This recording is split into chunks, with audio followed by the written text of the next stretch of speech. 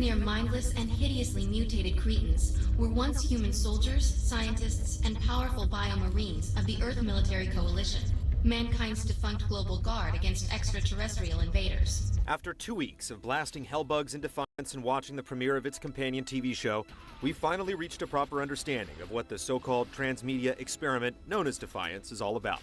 So, should you join the ranks of the Ark Hunters, or just remain a silent observer? Humans and Votans living in perfect harmony. What a bunch of stucco. As with any new sci-fi setting, there's a lot of lore to digest in Defiance. The short version is that alien refugees showed up looking for a new home on Earth. War broke out, and society is now trying to rebuild in the aftermath. While the show's premiere is based in St. Louis, the game is set in the San Francisco Bay Area, and as an Ark Hunter, it's your job to help a corporate egghead salvage powerful technology from the ruins of ships fallen from orbit. You two, let's go!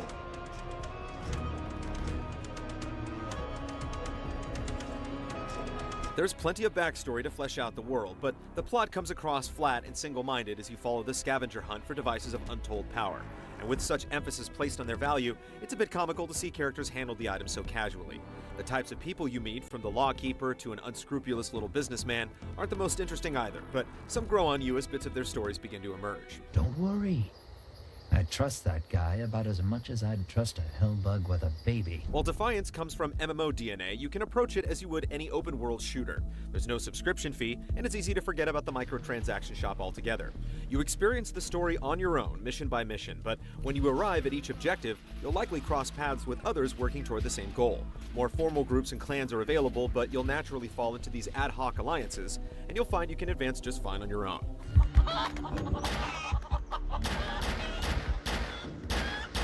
Gameplay is about straightforward action mechanics, shooting weak points, tossing grenades, and rolling away in the nick of time.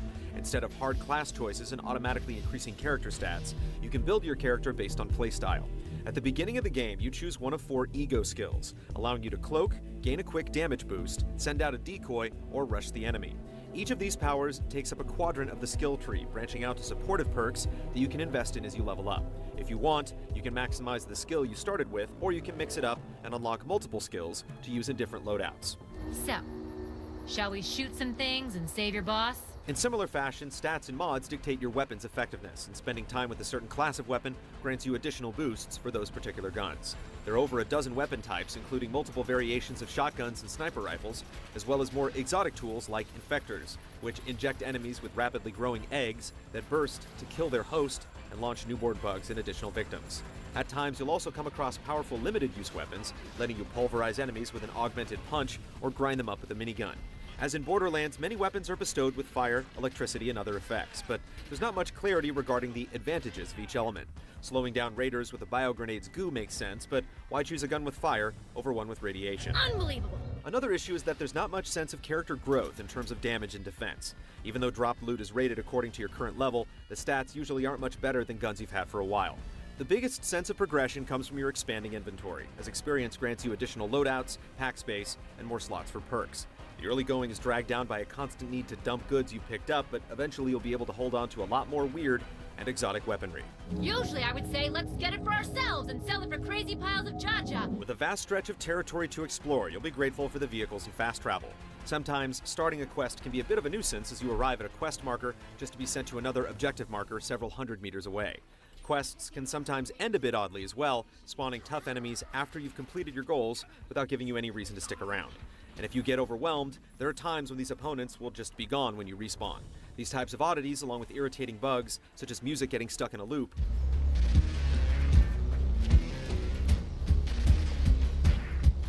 show that there's still some polishing that needs to be done. Excuse me. Some endeavors are more appealing than others, but Defiance is full of missions and activities. For each story quest, you unlock 3 or 4 side quests, which often involve running errands for various characters. There are ranked challenges to race vehicles through the time trial courses, or blast through swarms of enemies with some of the game's most powerful weapons. And checklists of pursuits and contracts provide numerous achievement-style goals. Plus, as you travel, you'll frequently come across randomly generated emergencies, which tend to involve rescuing your group of civilians or clearing raider roadblocks. If it wasn't for the core, I most definitely would have told you to kiss my sweet ass. The Big Daddy versions of emergencies are called Arc Falls, which draw huge groups of enemies and players to fall in crystals for huge payouts and experience. Minor arc falls can be handled on your own, but major events cover a huge radius of the map, with a swarm of players going from crystal to crystal until things culminate in a massive boss fight, with hundreds of players chipping away at the monstrosities. Unfortunately, despite several variations on these huge raids, we kept running into the same scenario with the same big boss, and after a few runs, the whole drawn-out process just felt like a repetitive chore. Aside from everything happening in the main world, there's also matchmaking if you want to compete or go on co-op missions. The large co-op levels unlock as you progress through the story, letting you join a group of 4 to clear out enemy bases and join forces against tough bosses. Team Deathmatch is fairly weak as we only ever saw 2 small maps. There are no limits on weapons or equipment either, so it's essentially just a free-for-all to test whatever you find, and you can't stick with a group for a second round. The idea of human competition is appealing, but there's no real hook. For more massive and interesting engagements, you can also jump into Shadow War matches. These are really just control point matches, but on a large scale, with 64 to 128 players, taking place on the main map with other players wandering through and AI enemies continuing to spawn. There are also team vehicles only available in co-op and Shadow War, so if you've been itching to get in the gunner seat, this is your chance. The final element to this experience is Defiance's unique cross-media tie. Each week as episodes air, new content comes to the game for that week only. Pre-launch, there was a separate quest line involving the show's lead characters, where players helped retrieve a gem that was used in one of the premiere's opening scenes. So far, this week's content has been less impressive as you light memorial candles and check off a few additional pursuits, but hopefully there are more interesting ideas coming on both sides of the fence. Great. Defiance has its rough spots, and it can get monotonous at times. Despite the updates, the Xbox 360 version is still running a bit ragged, but don't write off the PC game just yet. There's a lot to partake in, and with some major patches already in place, it's a game we expect to continually improve. Or at least change. The core shooting mechanics are engaging enough to keep you coming back, and its intriguing episodic ties have the potential to keep arc hunting interesting in fresh, original ways. We got a little job coming up. Maybe we'll be in touch.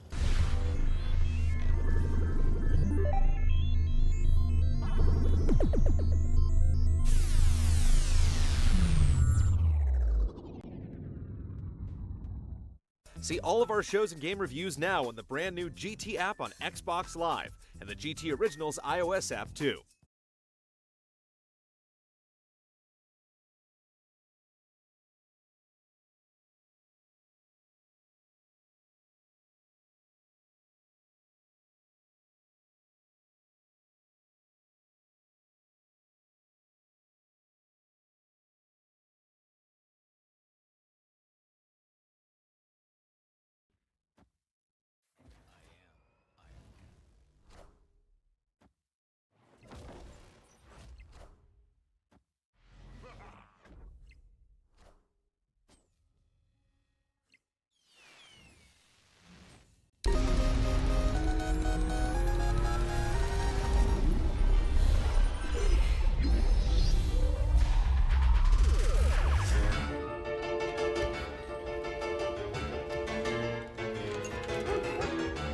Drawing from cinema's greatest ensemble heists, Monaco gives you the chance to fill the shoes of various skilled professionals sneaking and stealing your way through the city's wealthiest landmarks, alone or with friends. Should you join this nefarious crew, or remain an upstanding citizen? The premise of Monaco is easy enough to understand. In each level, you need to slip past the guards, grab all the valuables you can find, and make your getaway. Where Monaco differs from many stealth games is in the limitations it puts on the player. Even though you play from an overhead perspective, your vision is restricted to line of sight. As you explore, hallways and fixed objects get sketched in as a blueprint, but you'll need to adjust your view to track patrolling guards or sweeping lasers. It takes time to unlock doors and recover your health, so it pays to be aware of your surroundings and take care when seizing your moment. There are many advantages to leverage, but your approach will depend on which thief you select for a particular job. Not everyone can knock a guard out with their bare hands. That job is reserved for the cleaner. Before each level, you have to decide whether you want to open doors and safes faster with the locksmith, collect coins more easily with the pickpocket, or dig holes through walls with the mole. There are 8 criminals in all, and while some like the disguised gentleman or the charming redhead make it easier to pull a solo heist, others like the lookout find their true value in playing with a group. You'll also come across a variety of tools stashed away in each level, including smoke bombs, tranquilizing crossbows, and lethal shotguns, but that doesn't mean you can just shoot your way through the game. each item's usage is limited to the amount of coins you collect, and getting careless with gunfire often causes more problems than it solves. Stealth is the smartest approach, and you can take advantage of your environment in a number of ways. Finding a uniform lets you disguise yourself, or you could climb into vents to avoid detection. Hacking or shutting off the power can help you bypass automated traps, and thorough players can even find hidden doors. Combining these tools and talents provides a number of ways to tiptoe through each location's pitfalls, but it's easy to get tripped up in a web of disaster. Enemies will only search the last spot you were seen, so if you keep your cool, you can hide just out of sight. However, the sense of panic comes easy, and attempts to flee around blind corners often send you straight into the line of fire. Dying alone means you'll have to choose another character and pick up where you left off, with only 4 chances to get it right. Playing with a group of 2 to 4 thieves brings as many challenges as it does advantages. Of course, there's much to gain from covering more ground or coordinating skills, and a savvy hacker on your team can be a lifesaver. On the flip side, one mistake from anyone can stir up the whole hornet's nest and spread terror through the group like wildfire. You can revive a fallen crook, but resurrections take time. A skeleton inconveniently lying under watchful eyes can mean curtains for you all. It's certainly trickier to keep everyone on the same page, but sometimes another player's terrified dash is just the decoy you need to lure the guards away. Monaco's main plot consists of about 17 distinct levels in all, but it's not as small as that might sound. You're encouraged to replay levels to improve times and performance, and there's a series of tougher remixed maps reserved for players who nab every last penny.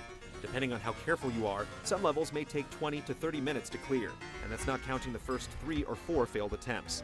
Before you know it, you've sunk more than 16 hours into this little 2D stealth game. While the boxy top-down presentation is quite simple, it carries a lot of charm through small, thoughtful touches. Male characters can take advantage of the restrooms, and civilians call for the guards in humorously thick accents. What really pulls the game together, though, is its piano-driven ragtime score, shifting in tempo to mimic the player's state of mind as you transition from stealthy, suave sophistication to the frenzied panic of having your cover blown.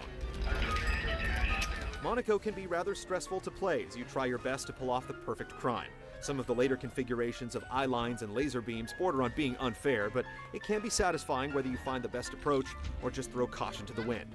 If you're feeling stuck, you might see a heist in a whole new light with a different character or an extra player. This arcade-style take on stealth takes a careful balance of planning and execution, and even if it's not quite a perfect crime, it's still a pretty darn good one.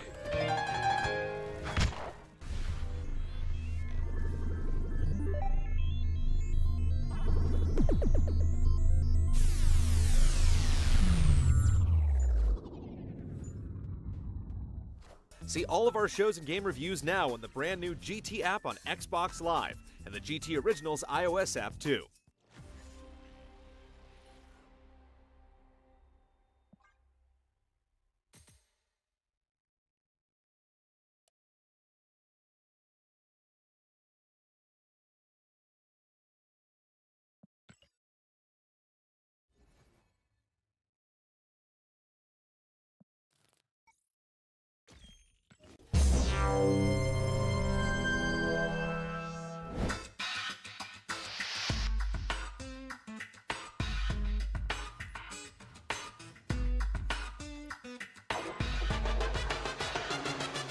There's a certain air of mystery behind masked muscle man Juan Aguacate, but the game that he hails from leaves much less to the imagination. A bare-chested tribute to classic Nintendo fare, Guacamelee unabashedly wears its inspirations on its tattooed sleeve in this joyous mashup of past and present.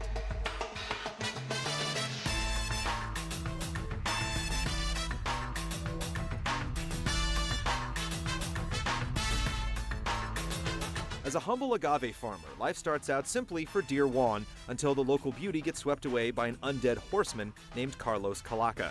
After falling to his bony hands in battle, he's resurrected by the power of love and lucha for another chance at proving his worth.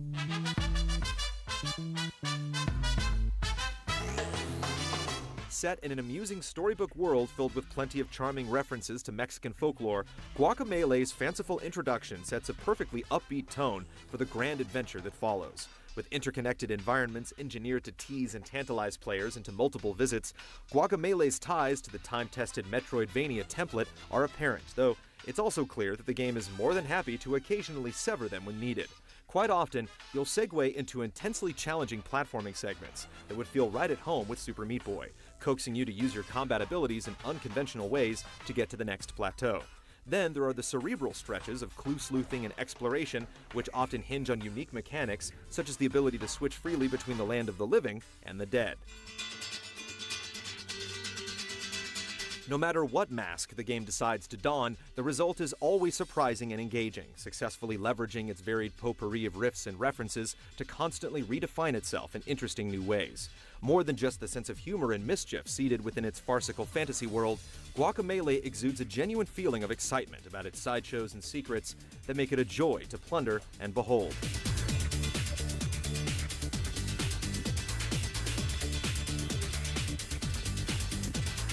For all its different facets, combat just might be one of the most thoughtfully realized elements of all. In contrast to the cold and often prohibitive dance of survival that other Metroidvania games tend to promote, Guacamelee openly embraces confrontation in a flashy and exuberant manner befit of its bombastic luchador lead. With a wide kit of abilities that include an uppercut, a dash punch, and a series of different grapples, battle is a constant proposition for experimentation that rewards its most creative participants with a real sense of style and accomplishment. Throws, most of all, feel like a vital and fitting part of the game's identity. You'll strive to find ways to seamlessly work them into the regular routine of your combos. Most of the time, however, you'll find that it simply just feels good to pile drive skeletons onto the pavement.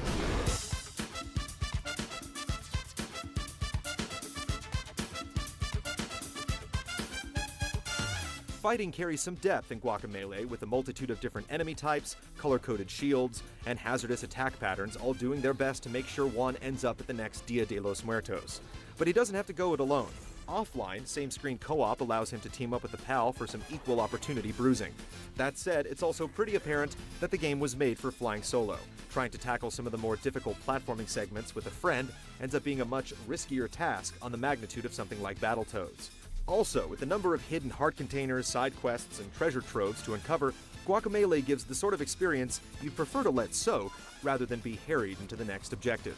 Vita owners will also be happy to know that Guacamelee has cross-buy support as well. When it comes to its length, Guacamelee skews more towards the Metroid than the Vania, with an average clear time of about 6 hours on the first run-through. Die-hard completionists will be able to hit that 100% mark with just a few more hours of work. Guacamelee makes up for its brevity with a densely packed game that never lets up on its challenging or creative pace. You can also bring on some additional pain by way of an unlockable hard mode, as well as compete on the online leaderboards for the speediest clear time.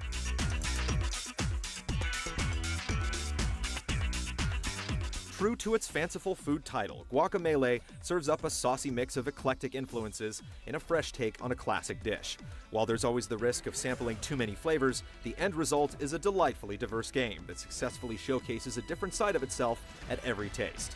PlayStation owners left wanting more after Journey and the Unfinished Swan will be happy to know that the next main course has arrived. But like any fine meal, just be sure to savor it.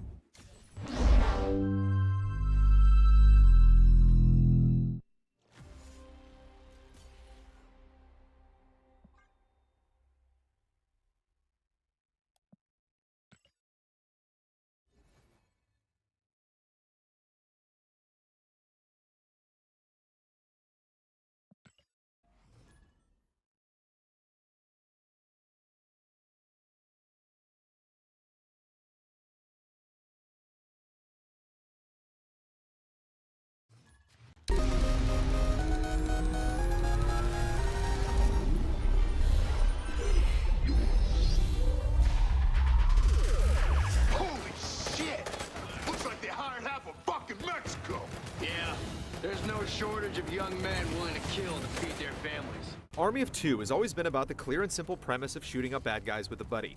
Propelled by explosions and irreverent humor, the games aren't meant to be taken too seriously, but with the Devil's Cartel, it's as if the developers set out to dumb down a game that wasn't really that smart to begin with. Running straight into a machine gun, not smart. Isn't that what we just did? Yeah, but we're Devil's Cartel takes you out of the battle-worn shoes of series veterans Salem and Rios, although you do fight alongside the original duo from time to time. Instead, you play as a pair of newcomers in the TWO mercenary group, the generically named Alpha and Bravo.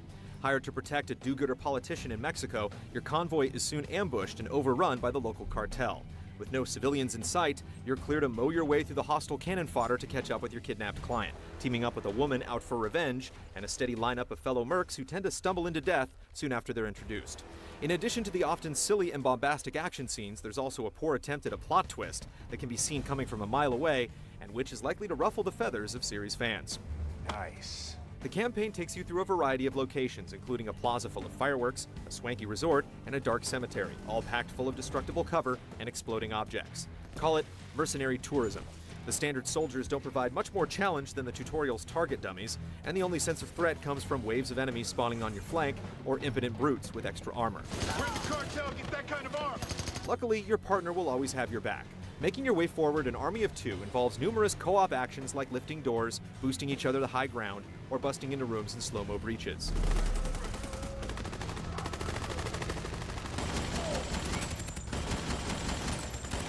You might need to take turns drawing fire to sneak behind a machine gun turret, but the attention-drawing aggro mechanic from previous games isn't emphasized at all. It's mostly a matter of combining firepower. Sometimes you'll split into specific combat roles as one player heads to a sniper nest or a helicopter to provide fire support. Most of these situations are simply a matter of taking different routes without much need for coordination between players. The most interesting of the bunch is really quite simple. One player is given a pistol-mounted flashlight to guide the way through a dark sewer, while the other still has access to their full arsenal. The newest weapon deployed by Army of Two is the Overkill system, which lets you periodically go into full-on rage mode that turns both you and your partner invincible. Even your bullets get mad, shredding the environment and tearing your enemies apart with increased power. All your actions on the battlefield count towards your overkill meter, resulting in a constant barrage of text without clear meaning. It's impossible to tell what counts as a surprise or what the distinction is between bait and decoy, but it's clear that you're more likely to get points for sticking your neck out than you would by staying in cover. It's easy to just hold on to overkill for when you get low on health, and the system makes the game's handful of boss battles a complete joke. This ability to cause mass destruction is visually satisfying, but it's just too easy to blast through the few real choke points the game has to offer. All right, let's find another way. Breaking up the standard gunplay are numerous action scenes involving car chases, helicopters, and so on, but they're not entirely convincing. One ineffectual set piece has you sliding slowly through a burning building without a trace of tension or challenge. It all comes across as fun, popcorn-style gameplay, but it's hard not to laugh as AI soldiers walk straight into the path of your speeding car. The artifice is often blatantly obvious. In one scene, you can annihilate a pursuing vehicle's life bar in seconds, but can't quite destroy it until the entire scripted scene plays out. We have to destroy that truck. Yeah? How do you plan to do that? I'm working on it. At 7 to 8 hours, the campaign isn't too brief. In fact, the repetition and bungled plot might make you wish it ended a bit sooner. Split screen runs smoothly for those more interested in playing on the couch, and if you really want to play solo, the partner AI is competent and can be instructed with simple commands. Unfortunately, the campaign is about all you get. There are 3 throwaway contract missions, which lock you into invincible overkill mode from start to finish, and we never found any optional objectives or hidden extras in the world. Likewise, competitive multiplayer modes are also nowhere to be found. There is at least a bit of player customization with new guns and attachments that unlock as you progress, as well as masks, outfits, and tattoos. Sit back and relax. Pike just might beat my record. If one thing is consistent in the Devil's Cartel, it's the lack of polish. There's the odd choppy cutscene, characters whose lips don't move when they talk, When he died, I took over the firm, and the cartel tried to twist me too. disappearing guns, unresponsive cover interaction, and the game will even tell you you're dead, even though you seem perfectly fine. More jarring, though, is that levels are broken up in a way that almost feels random. You'll routinely come across invisible walls and be forced to wait before you can open certain doors. Going hard and fast. Stay focused.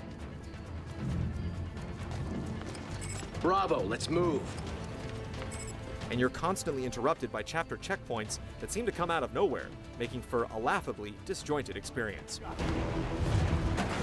Cover me. The odd thing is that while Army of Two: The Devil's Cartel is clearly not a well-executed game, it still manages to be fun with a friend. It's quick, stop-and-pop gameplay with carnage and explosions aplenty. Every awkward moment and terrible line of dialogue is a potential laugh, or two, so it's not the worst choice for a weekend rental. We're not out of the woods yet.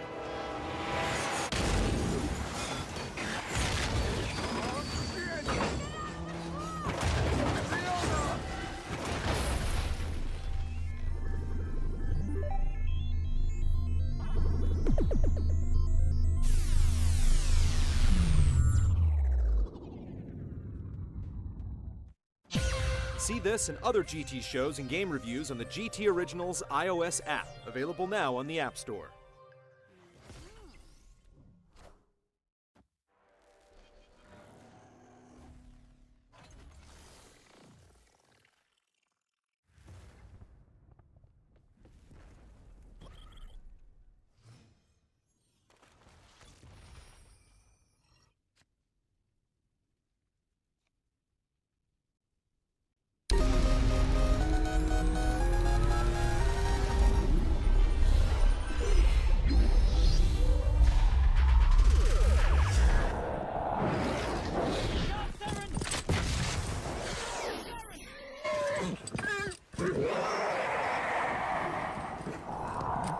Fable the Journey didn't elicit the reaction Microsoft was probably hoping for at its unveiling back at E3 2011.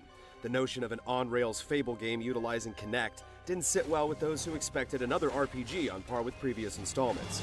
But for better or worse, here we are. Well, this doesn't look good. Set 50 years after the conclusion of Fable 3, you take on the role of a young lad named Gabriel, who happens to come across Teresa the Blind Seeress, the magical personage who shaped Albion's fate throughout the course of the series. Together, the two have to stop an evil being known as the Corruption and his minions. For the rest of the game's faults, the narrative is surprisingly well constructed, providing a fitting resolution to the Fable series. If you do not foresee my coming. Though there isn't a sprawling world to explore this time around, the notion of making choices and choosing your own path has been partially preserved. When you're driving your carriage across the landscape, you're occasionally given opportunities to take optional detours or alternate routes. Some of these diversions are rather lengthy, but there's always a payoff.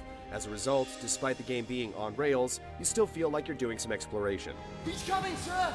Equally appealing are the dungeons, which throw clever puzzles at you mixed with just the right amount of action. These lengthy sequences are easily the highlights of the game, and it's a shame that there are only a handful of them to tackle. The on-foot action counterparts don't measure up to the dungeon portions, and they focus strictly on repetitive combat scenarios that eventually get dull. There's a lot to see and do here, and despite being a linear story-driven game, it succeeds in capturing the Fable feel. I did it! I did it! While there's a solid structure in place, the experience is unfortunately at the mercy of Kinect. Even under optimal conditions, the game's spellcasting combat simply demands more precision than the hardware is capable of delivering. Meanwhile, steering your horse is akin to carriage driving under the influence. All too often, frustration will set in as you fail to hit your mark or navigate a tight space. The game is sadly undone by these mechanical shortcomings, and there are a few points where you'll be sorely tempted to throw in the towel completely. Whoa! Fable the Journey is a gorgeous game with clever levels, but the abysmal controls make it all for naught. For all it does right, playing it feels like a frustrating chore, and no amount of affection for the Fable series will make its failings easy to overlook. Your best bet is to pass this one up and move along.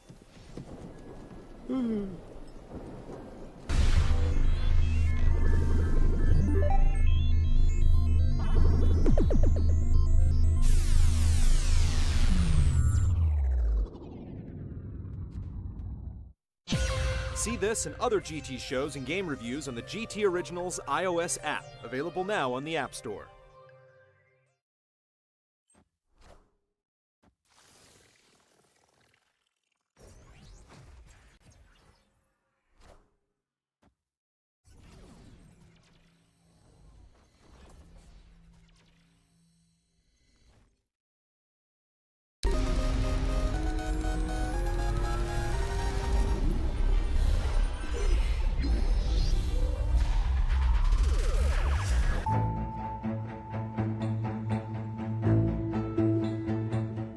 Rome, so the saying goes, wasn't built in a day, but 24 hours in the new SimCity is enough time to achieve a shining example of civilization. Progress and change are inevitable, but this more streamlined track to success gives the game a different feel that's not without its compromises. With strong similarities to earlier releases and obvious new inspirations from social gaming, SimCity's long-awaited return performs a delicate juggling act with innovation, tradition, and accessibility, resulting in a remarkable game that opens the door for a wider range of players, but risks alienating longtime fans. It certainly makes a good first impression. Thanks to a level of detail provided by the Glassbox engine, cities have never looked better, and the subdued but memorable soundtrack manages to lend emotional weight to the down and dirty business of city planning. In the first few hours of play, it's easy to appreciate the way it hides the statistical complexity of the original behind an intuitive user interface, and small little details like the way power lines go up as you lay down your roads allow development to move at a greater pace than ever before.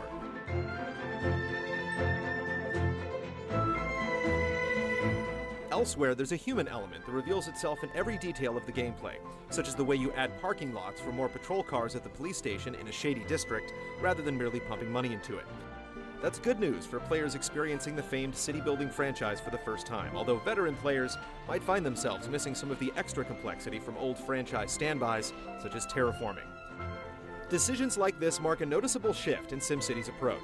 In the past, SimCity was largely a game of maps and figures. Now an option to zoom in on your populace to observe their daily lives reveals the incorporation of elements from The Sims. The ability to drill down to the micro level is sometimes breathtaking and often pretty useful. By following a commuter from his household to his workplace, you might get an idea of how to fix a traffic problem. At other times, individual Sims will speak up to let you know they have no water or power, which may or may not be true since there's some evidence of possible bugs in the release build.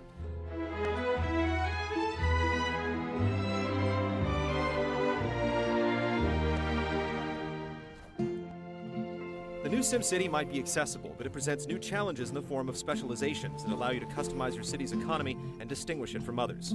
It's a smart move, both for variety and replayability, and the decision to limit the reserves of some resources, such as oil or coal, forces you to prepare for the inevitable crisis when the wells dry up or the mines are picked clean. For instance, with wise planning, you can safely transition an oil-based city into a casino-driven hip tourist mecca, with only a few grumbles from the populace. Much of SimCity's challenge lies in situations like this, and it marks a massive and welcome step toward realism that was largely absent in previous releases.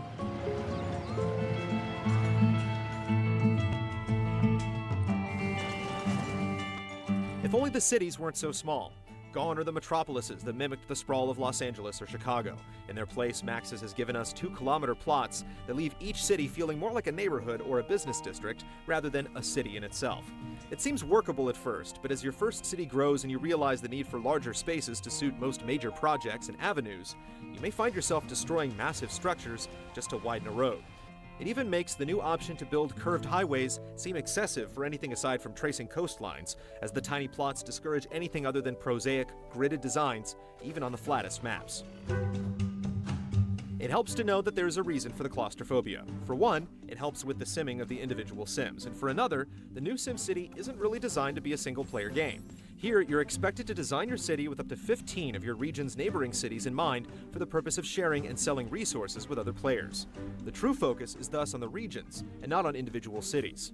That's a tall order for a franchise that's always been known for its single-player play, but to the game's credit, you can play on a private server if you're not too keen on depending on other players for essentials like power. On one hand, this forced cooperation can seem like a hassle, particularly if you don't know the mayors who share your region. It's especially problematic when they're poor communicators, as you could find your city in chaos if another mayor in your region bulldozes a power plant you've been relying on without telling you. On the other hand, having a dedicated group of friends playing allows for the construction of great works such as spaceports, and if their cities are doing well, your own city will benefit. In its best moments, the concept serves as a reminder that no real city is an island, and with the right group of friends, SimCity's multiplayer component can be immensely rewarding. Yet, regardless of whether you play on a private or a public server, you'll find yourself subject to the quirks of SimCity's required online connection. It's bad enough that the launch week has been plagued with server overloads, but the idea of a persistent world also does away with the ability to save your work and load a file with better circumstances in the case of a mishap. There's a commendable dose of realism inherent in this move, but it's debilitating when catastrophes such as meteor strikes and zombie invasions wreak havoc on all the work you've accomplished in your hours of civic toil. In situations like these, fortunately, the option to acquire bonds to aid in the recovery is a blessing, and used properly, they can get your town back on its feet.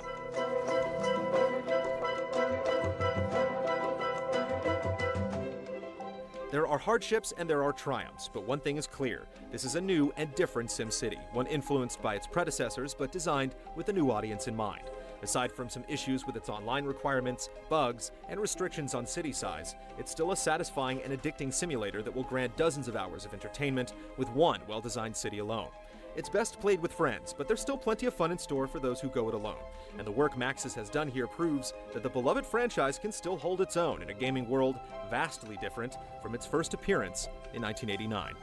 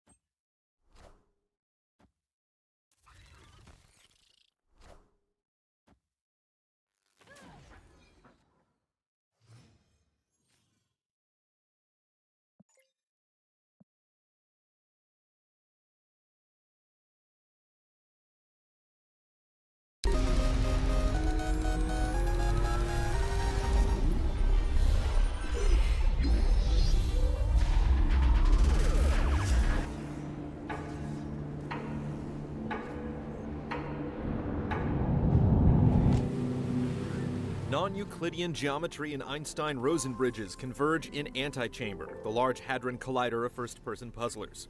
What starts as a kaleidoscope of trippy wandering soon takes on a Portal-esque feel when you come across a strange device that allows you to pick up and place little cubes. But Antichamber's free-flowing cyclical nature, dotted with secrets and shortcuts, sets it apart from Portal's procedural mad science, with a world equal parts savage math and life-affirming aphorisms.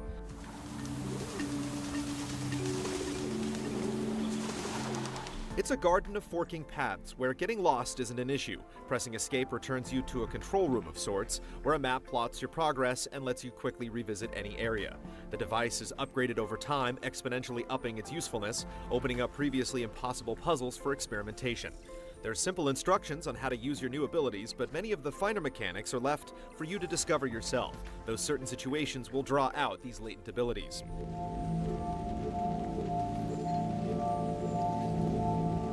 The Spartan look and ambient soundscape work to great effect, presenting the world in a simple, direct manner. This allows the game's visuals, which do a great job of communicating its internal logic, to guide your excavations and escapes. The sterile style isn't devoid of beauty or color either. Countless visual treats are tucked away in this labyrinth. Antichamber succeeds most when it's not being so obvious in its deceptions.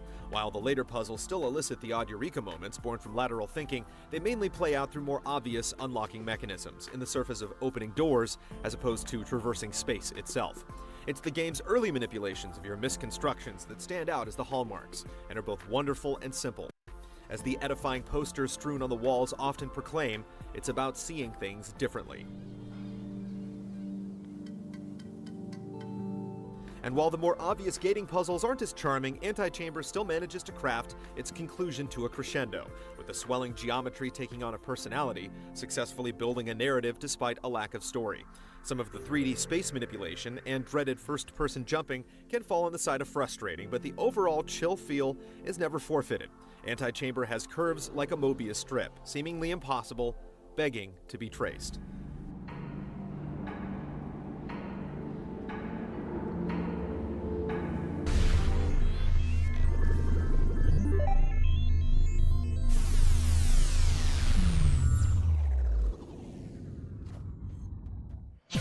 See this and other GT shows and game reviews on the GT Originals iOS app, available now on the App Store.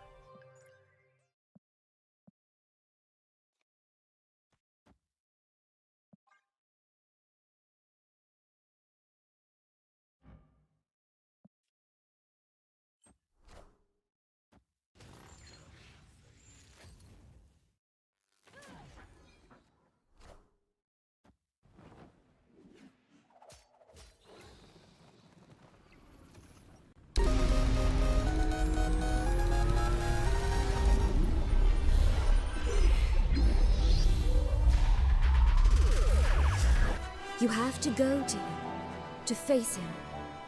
And when you do, you'll learn the truth. Originally released as a Japan-only game for the DS, Ni no Kuni's North America release has been a long time coming.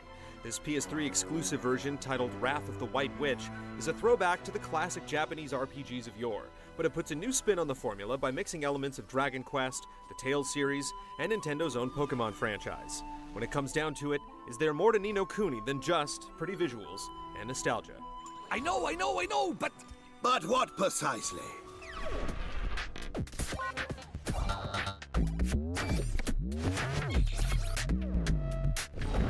Hey, speaking of dreams, I've always had a bit of a dream myself, you know. Oh, nice. Nice link, man. Ni no Kuni starts off as a tearjerker about a young boy named Oliver who's struggling to cope with the death of his mother. While mourning, he inadvertently brings to life one of his dolls, a magical being from another world called Drippy. This creature attempts to console Oliver by offering him a glimmer of hope.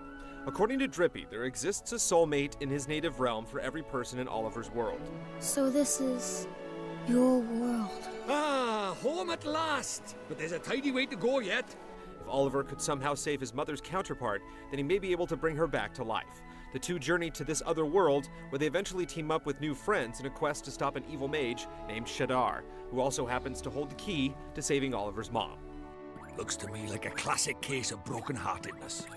Broken-heartedness? The reoccurring theme in Ni no Kuni is mending broken hearts, none more important than Oliver's. The writing is top-notch, replete with wit and tenderness, and there's a great payoff to every story element, especially Oliver's story.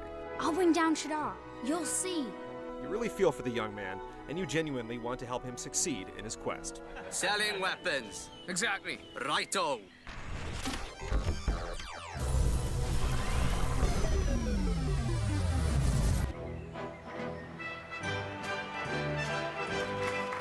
Though Ni no Kuni has a slow start, it eases you into its complex mechanics and takes the time to teach you the ropes. Eventually, you're turned loose to explore the world, an especially appealing prospect once you gain the ability to fly around on a dragon and progress at your own pace. But in the early goings, it's fairly linear as you're strung along from one location to the next as dictated by the story. Where you get to deviate from this predictability is by undertaking the numerous side quests thrown your way. Sorry, sir. We got a little sidetracked. These diverse attractions provide a deeper insight into Ni no Kuni's world, while granting you more tangible rewards, like loot and cash. You'll also fill out merit cards in the process, which grant you exceptional bonuses when completed, like the ability to manually jump, or an increased experience rate in battle. Ni no Kuni also takes a page from the Pokemon formula with its familiar system.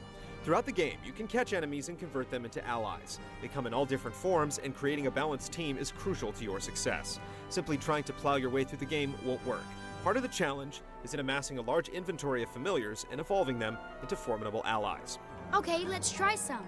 Perhaps the most unique aspect of Ni no Kuni is the Wizard's Companion, an in-game book you have to consult frequently in order to solve puzzles or learn about enemies. It serves as a great way to immerse you in the world, and you'll find yourself wishing you had a physical copy on hand in order to do so.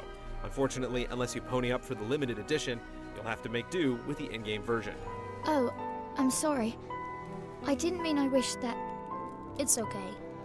Aside from the slow start, the biggest sticking point may be the game's brutal difficulty. Even playing on the easiest setting will give you a challenge, as the game's difficulty spikes every time you reach a new region. Though it's easily manageable at first, the difficulty ramps up significantly about 2/3 of the way through. Make no mistake, for all its childlike wonder, Ni no Kuni puts up a real fight. This is your doing, is it not? Then you must be rewarded.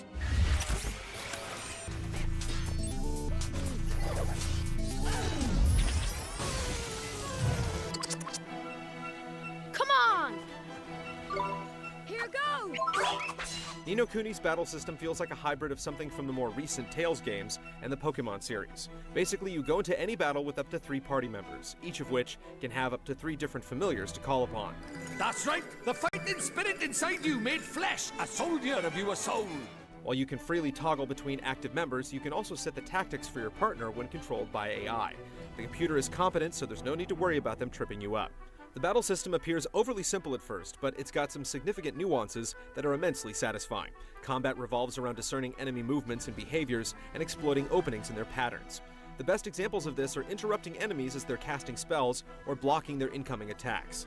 The game does a great job of informing you to these nuances, health and mana orbs dropped from enemies as a reward indicating you've performed the correct action. By continuously taking advantage of this, you'll eventually trigger the appearance of a golden orb that powers up your character's ultimate ability.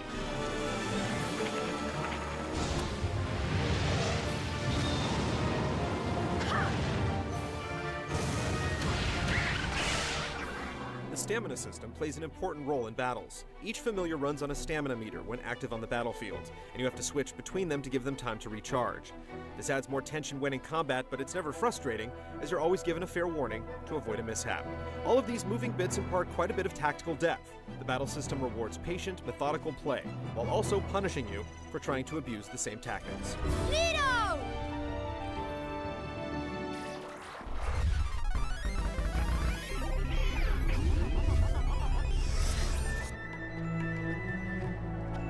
Here we are, Al Mamoon.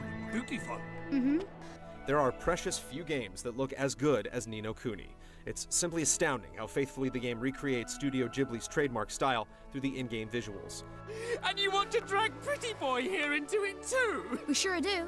There are so many small touches that further elevate the game, like how miserable Oliver looks when he's shivering in the snow wearing normal clothes. The top-notch animation really helps sell you on the character's humanity. As for the soundtrack, there are a few tunes like the battle theme that get repetitive, so there are times when it could have used some more variety. However, this is a very powerful soundtrack overall, where the tone of most songs perfectly suits what you're experiencing. A lot of love and care went into this game, and it shows. What the devil was one up to? You know, man. Ah! That voice. What's most surprising about Ni no Kuni is how it manages to feel refreshing while still faithfully harkening back to the classics. The payoffs are immense for those who tough out its more challenging portions, though its world is so striking and rewarding to explore that you shouldn't have any trouble mustering the motivation. If you have any sort of appreciation for a great RPG, look no further than Ni no Kuni.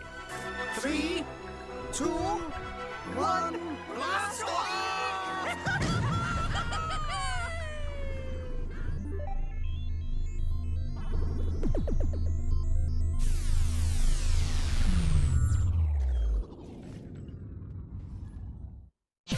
See this and other GT shows and game reviews on the GT Originals iOS app, available now on the App Store.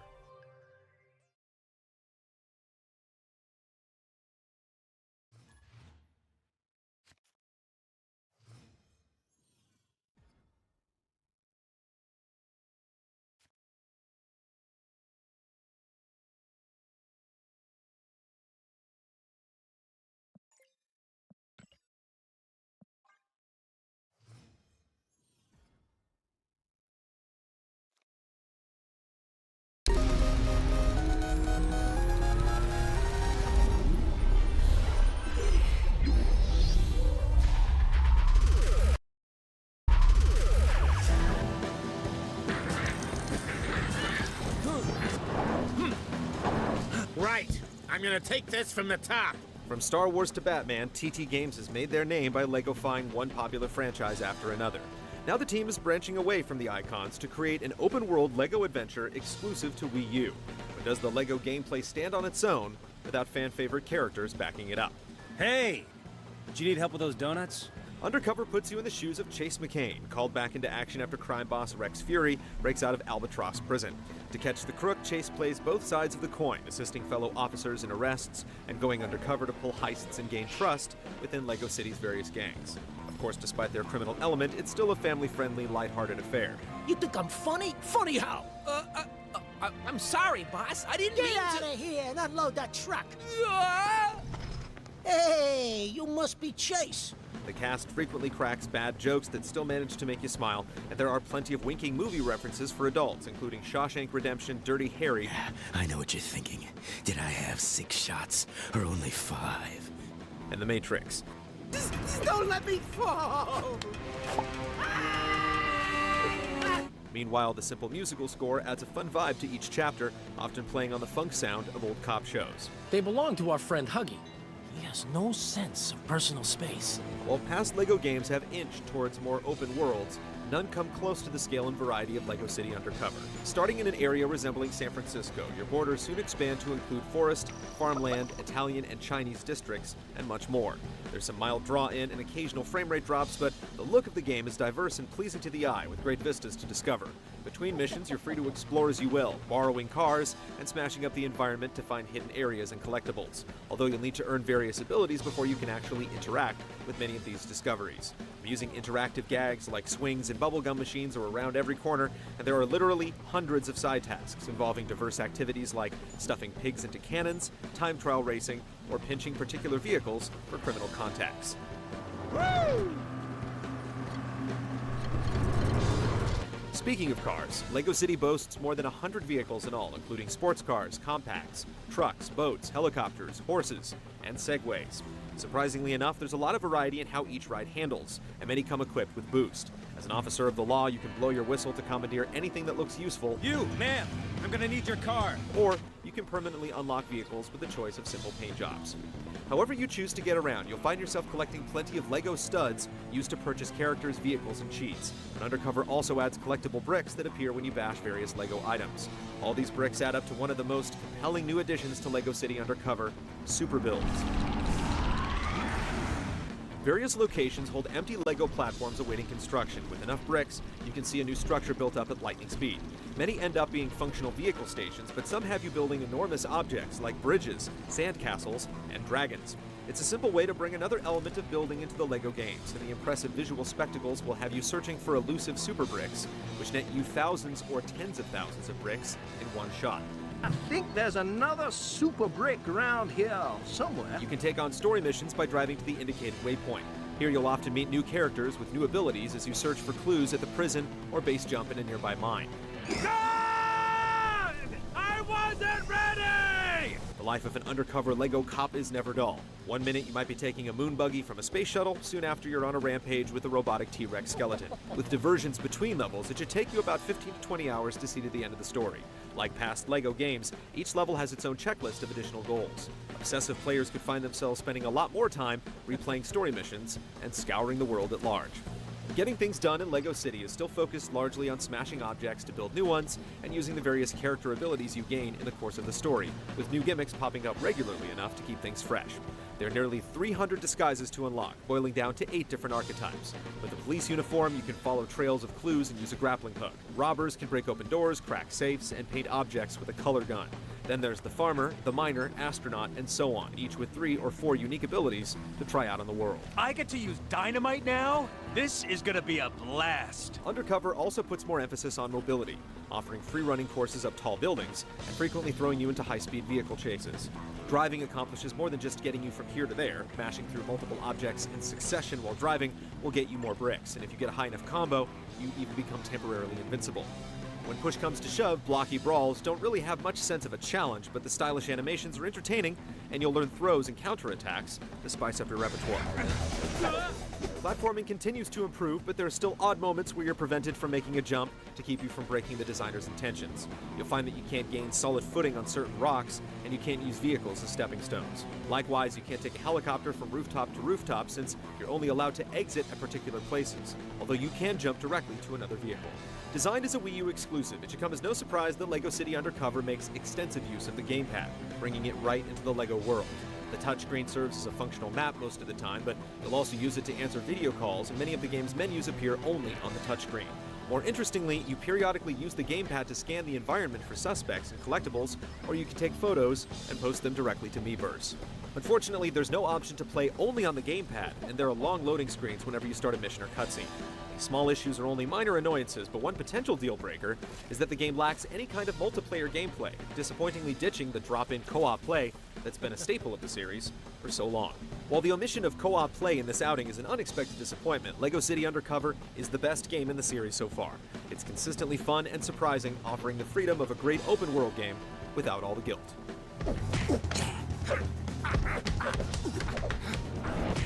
Okay, you've had enough.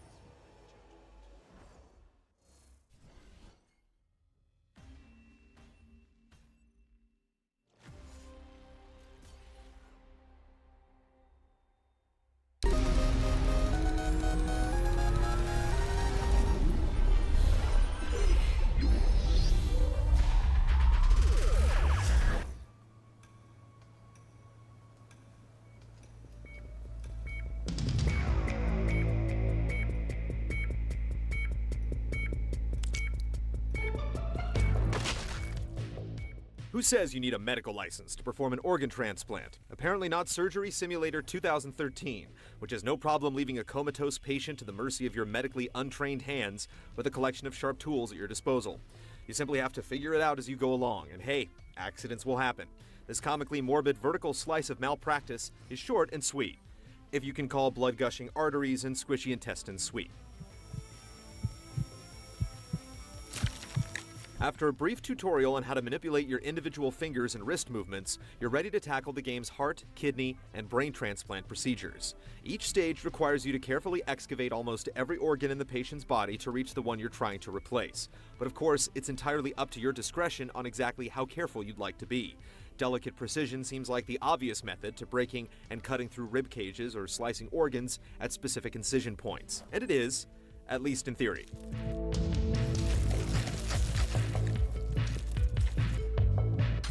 But the learning curve for the game's very complex and exacting controls needed for these procedures can lead to some frustration and hasty tactics, usually resulting in your patient's demise. When things go wrong, they go really wrong. Reinforcing the game's dark humor, the nonchalant commentary informing you of your success or failure also shows the game is very matter-of-fact concerning its grisly nature. In order to avoid a tragic result, you'll have to keep a watchful eye on your patient's blood loss rate, utilizing a syringe to stabilize it whenever necessary. Incidentally, scrambling to let go of whatever you currently have in your hand to pick up a syringe can lead to moments of panic, since accidentally touching its tip will send you on a colorful psychedelic trip, leaving you with the decision to proceed under the influence or take even more precious time searching for the antidote. While the physics-driven gameplay really showcases the interactivity of the game, it does create its fair share of clipping issues, as well as occasional moments of difficulty in spatial navigation. But, like the effects of the syringe, it's the impressive little details that stand out and surprise. Whether it's the emergency shut-off button for the precision laser, being able to eject the floppy disk from the main screen's computer, or even using the pen to write on a notepad, it shows a commendable amount of thought and care was used when designing the very physical and hands-on experience.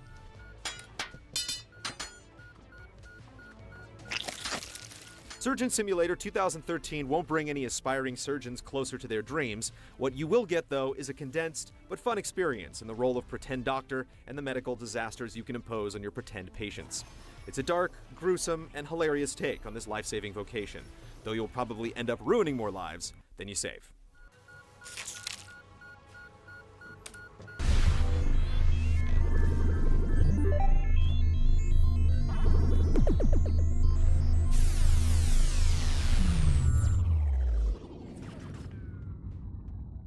See all of our shows and game reviews now on the brand new GT app on Xbox Live, and the GT Originals iOS app too.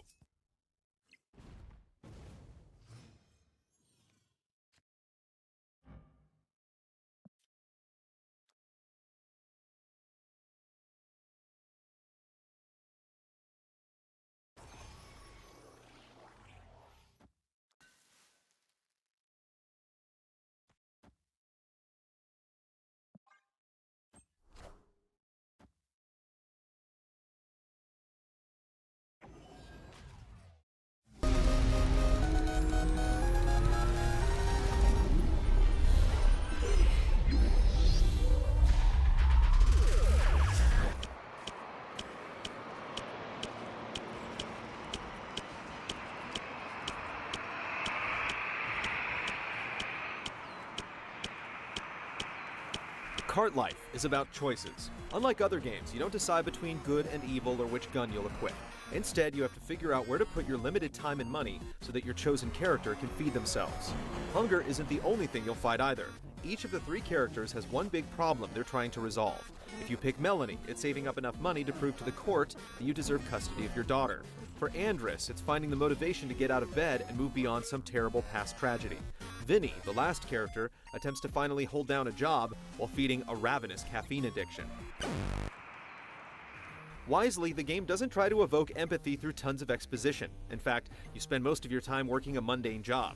Melanie makes coffee, Andress sells newspapers, and Vinny prepares bagels. Though there are small differences, each job is similarly repetitive. Day in, day out, your customers ask for the same things and complain in the same way. While it isn't fun, The monotony of the tasks is authentic and relatable.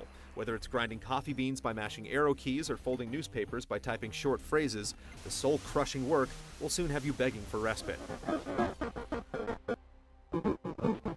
Yet daily walks to school with Melanie's daughter provide enough motivation to put the apron back on. Together you'll talk of the existence of boys and how dumb school can be. Such grounded characters allow you to find pieces of yourself in the people you control. They're weak, hungry, and tired, but also courageous, persistent, and hopeful. You're not out to save the kingdom or escape irradiated monsters. Instead, you simply want to be happy. Cart Life is a reminder at how tough such a simple goal can be.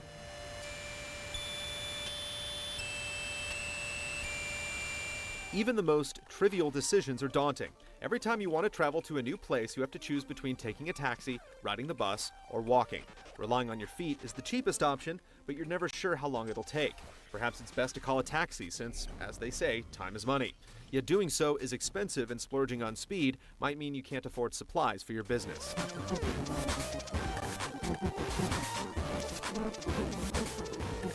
The game's limited save system encourages you to stick with decisions. You can only save once per day when you wake up. You'll think twice before doing something, knowing that reloading means redoing a day's work. However, the limited saves are infuriating when something breaks. More than a handful of crashes, scripting errors, and freezes occurred during our review, and the only option was to reboot. Such issues break whatever connection you had with the world and can drain your will to continue playing. Even with numerous technical problems, Cart Life offers more than simple entertainment. You'll cringe when Andrus's rent is due, and despite your best efforts, you've come up short. Dealing with the landlord is more frightening than most survival horror games, and it has a lot to do with the fact that you aren't shooting zombies. This isn't escapism at all. Cart Life puts the trials of life front and center. For once, the player has to think about issues rather than blasting them with a shotgun.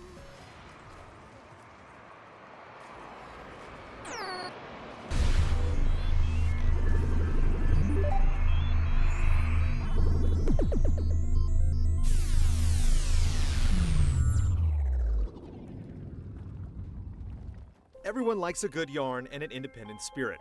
Stick with Game Trailers all week as we explore story and games, the newly minted Excellence in Narrative Award at the Independent Games Festival, and explore the Indieverse with Kelly Santiago.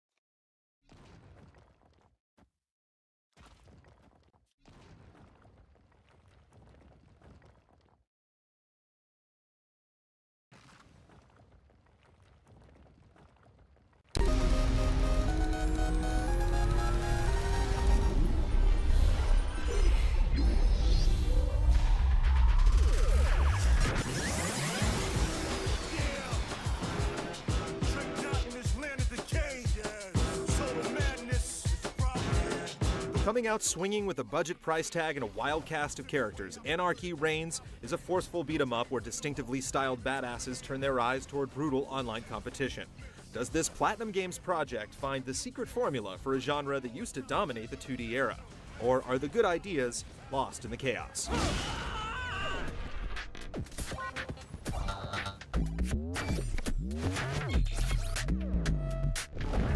What is an official from the city doing out here? Beginning with an altercation in a bar, the game's offline action begins with the choice between one of two characters, Jack or Leo. Both men hope to find the renegade agent Maximilian Caxton, and it's not just legions of mutant goons that stand in their way. Anarchy Reigns hits the player with a surprising number of cutscenes and unskippable dialogue sequences, creating a hyper-trophied story that rivals the bulk of the game's ridiculously muscled protagonists. Unfortunately, it just gets in the way. It's awkward and uninteresting, despite some flashy cutscenes. You will continue story later.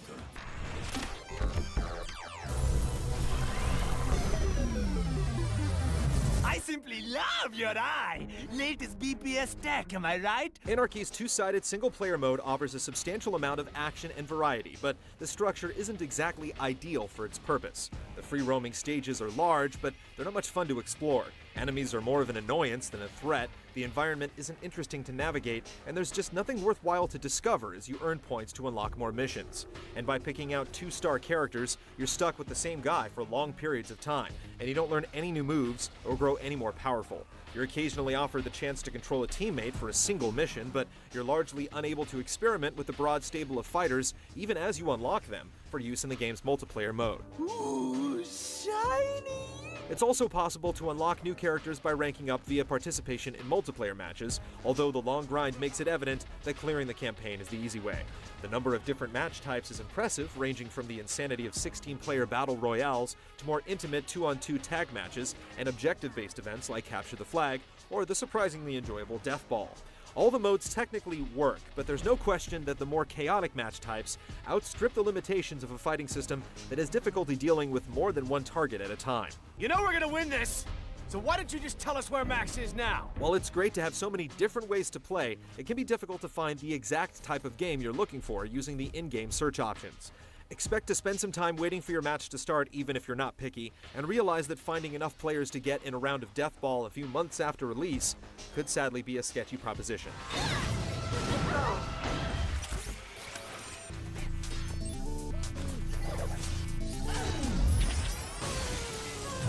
Let's hope they don't live up to their reputation. Punching dudes and dudettes to death in Anarchy Reigns isn't incredibly complex, but there is a bit of room to learn the systems and develop interesting tactics. The 16 characters each have a few signature moves and animations, but you'll probably notice groups of them share the same basic template, and the entire cast relies on a broad set of universal commands, such as jumping attacks and a space-clearing 360 attack. The standardization keeps the learning curve shallow, and while no character really feels unique, there is at least some measure of variety. Landing basic attacks and combos fills a bar for each character's so-called deadly weapon, like a giant spiked bat or a pair of arm blades, that's capable of doing some heavy damage as long as you have juice left in the meter. You'll occasionally find items like shields and guns in chests scattered across the battlefields, and a rampage move that's activated once you've done enough damage lets you turn on hyper mode and brute force your way through an opponent's defenses. Combat in Anarchy Reigns is satisfying the majority of the time. You lock onto your opponent and begin the dance of guarding and dodging, all while waiting for an opening.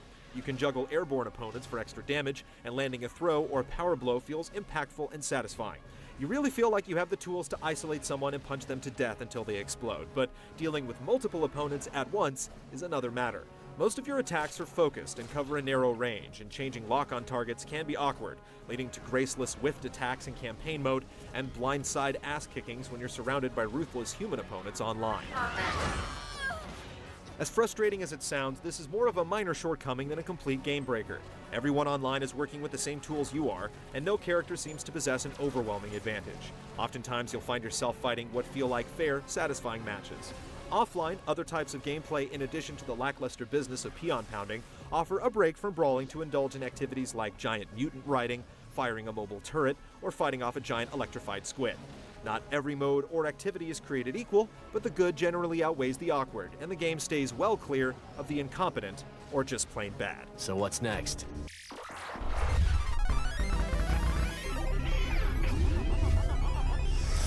We will meet again!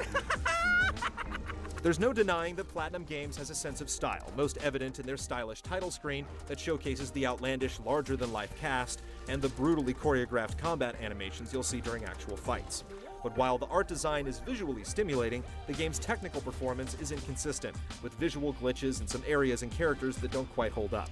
The game's music matches the eclectic style of the visuals, with a fairly diverse soundtrack largely dominated by aggressive electronic sounds and rappers well tuned to the game's theme, spitting lyrics related to mutants, violence, nanomachines, and getting paid. The presentation is rough in some places and smooth in others, but there's a lot to like here. This must be my lucky day. Anarchy Reigns throws a lot of blows, and while it's sometimes recklessly off target, this is a talented and capable fighter at its core. The budget price tag makes it easier to forgive some of the game's more obvious problems, and the game succeeds in creating a modern online beat-em-up with a solid balance of depth and playability. If you enjoy a good brawl and have the guts to step to a formidable level of online competition, you'll probably find it's worth it to roll with the punches. You're not answering my question.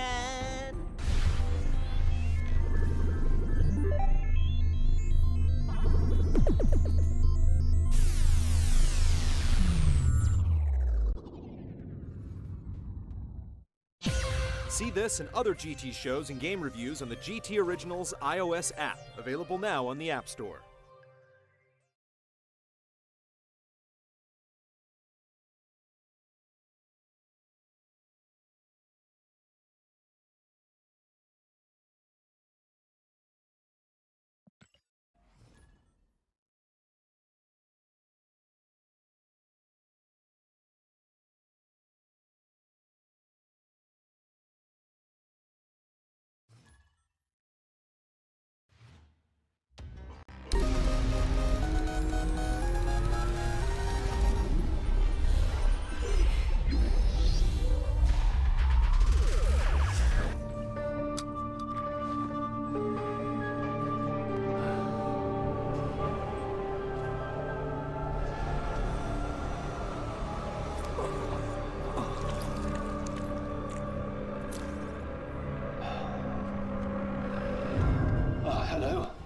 With asymmetric multiplayer that's heavy on the gamepad, an infinite ensemble cast of the undead, and the distinction of not being a port, Zombie U is potentially the Wii U launch title to watch.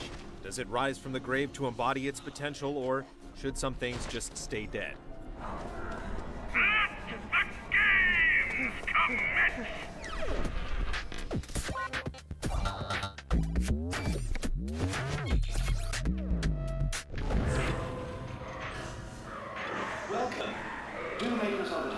You would call London a ghost town, were it not for the zombies. As one of the few survivors of the apocalypse, it's up to you to escape or find a cure or something.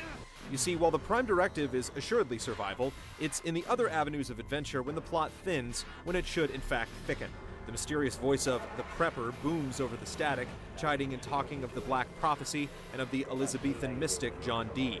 But it can be hard to discern the nature of these occult occurrences via the quick snaps of conversation. Other survivors are few, as often adding confusion as doling out an offering of insight or a dot of color in this man-eat-man world. And those men who are not prepared will succumb to its foul clutches.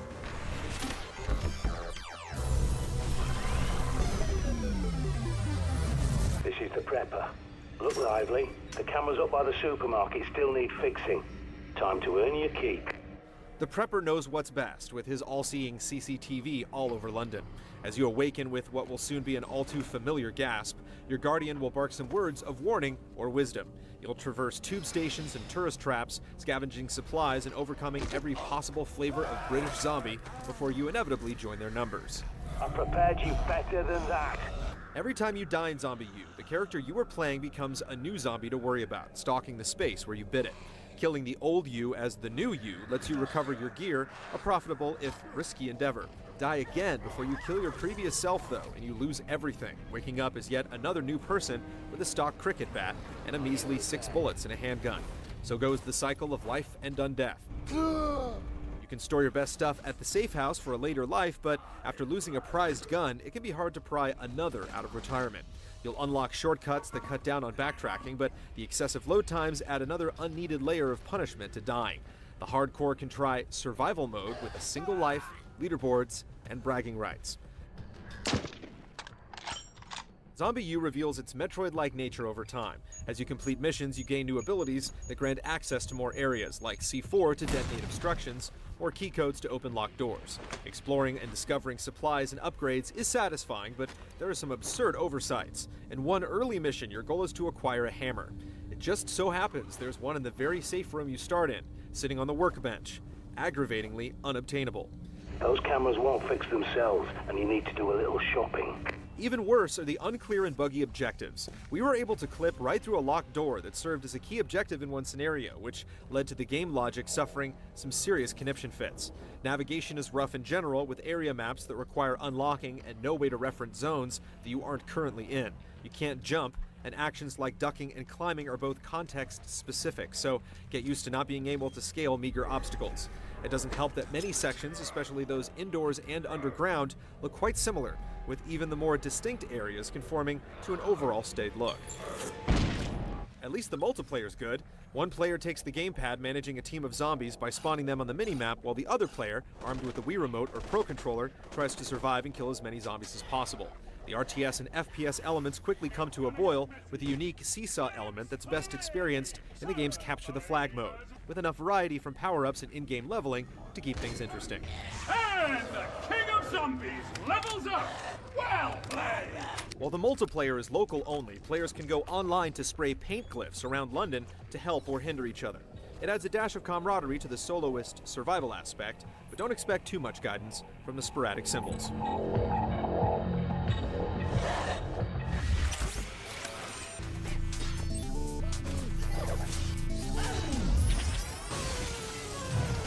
Nice day to die. The new zombies were so predictable. 4 swift paddles from the bat and they go down like a wicket. Feel like spending some of that squirreled away ammo? Aim for the head and double tap. That first bullet always conveniently cracks the skull. While flight is always an option, zombies invariably give chase, so it's usually a good idea to kill them. Get used to drawn-out melees and exploiting the scenery for safer engagements. Later in the game, zombies can take nearly a dozen thwacks before they go down, and ammo is scarce enough to make you take your time with the bat, especially when you're engaging small numbers. The FPS controls map well to the gamepad, though they're deliberate enough to match the game's pace. The gamepad wears many hats, acting as a motion sensor, map, and scanner. Like the movie Aliens, the red dots you see blipping could be anything from a rat to a zombie. If you switch to scan mode, you can mark them to have them show up on the TV, and likewise with any other objects.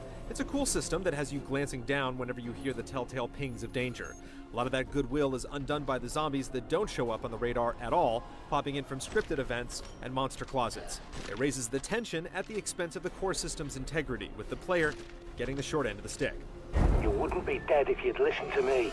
The early game is especially brutal. Hit points are hard to replenish, and if a zombie manages to grab you, it's an instant and cheap lights out, until you eventually require a countermeasure.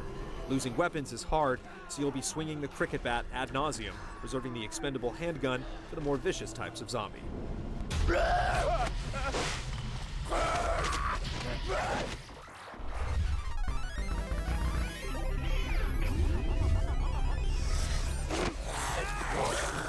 It's safe to say that Zombie U is not the graphical showcase for the Wii U's coming out party. To befit London's foggy rep, the environments are generally muted and draped in some bad textures. Meanwhile, the zombies' animated shambles appear quite cut and paste. There's plenty of gore, but even that can come across as slapstick, like when a slam to the lower torso makes a corpse's head pop off. The visual bugs are also plentiful. Get ready for disappearing heads, bad physics, clipping, and countless other distractions. Likewise, UI elements are often misleading with on-screen prompts that don't communicate their intended messages. The audio is no better, with your mostly mute characters cycling through off-putting grunts and yells, and the prepper's voice being hard to understand at times.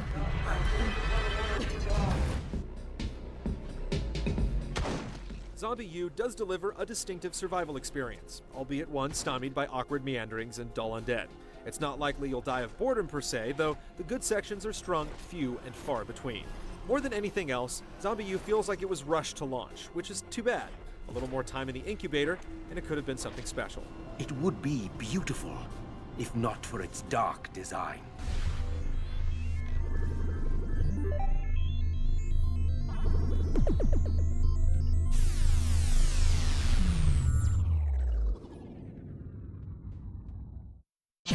See this and other GT shows and game reviews on the GT Originals iOS app, available now on the App Store.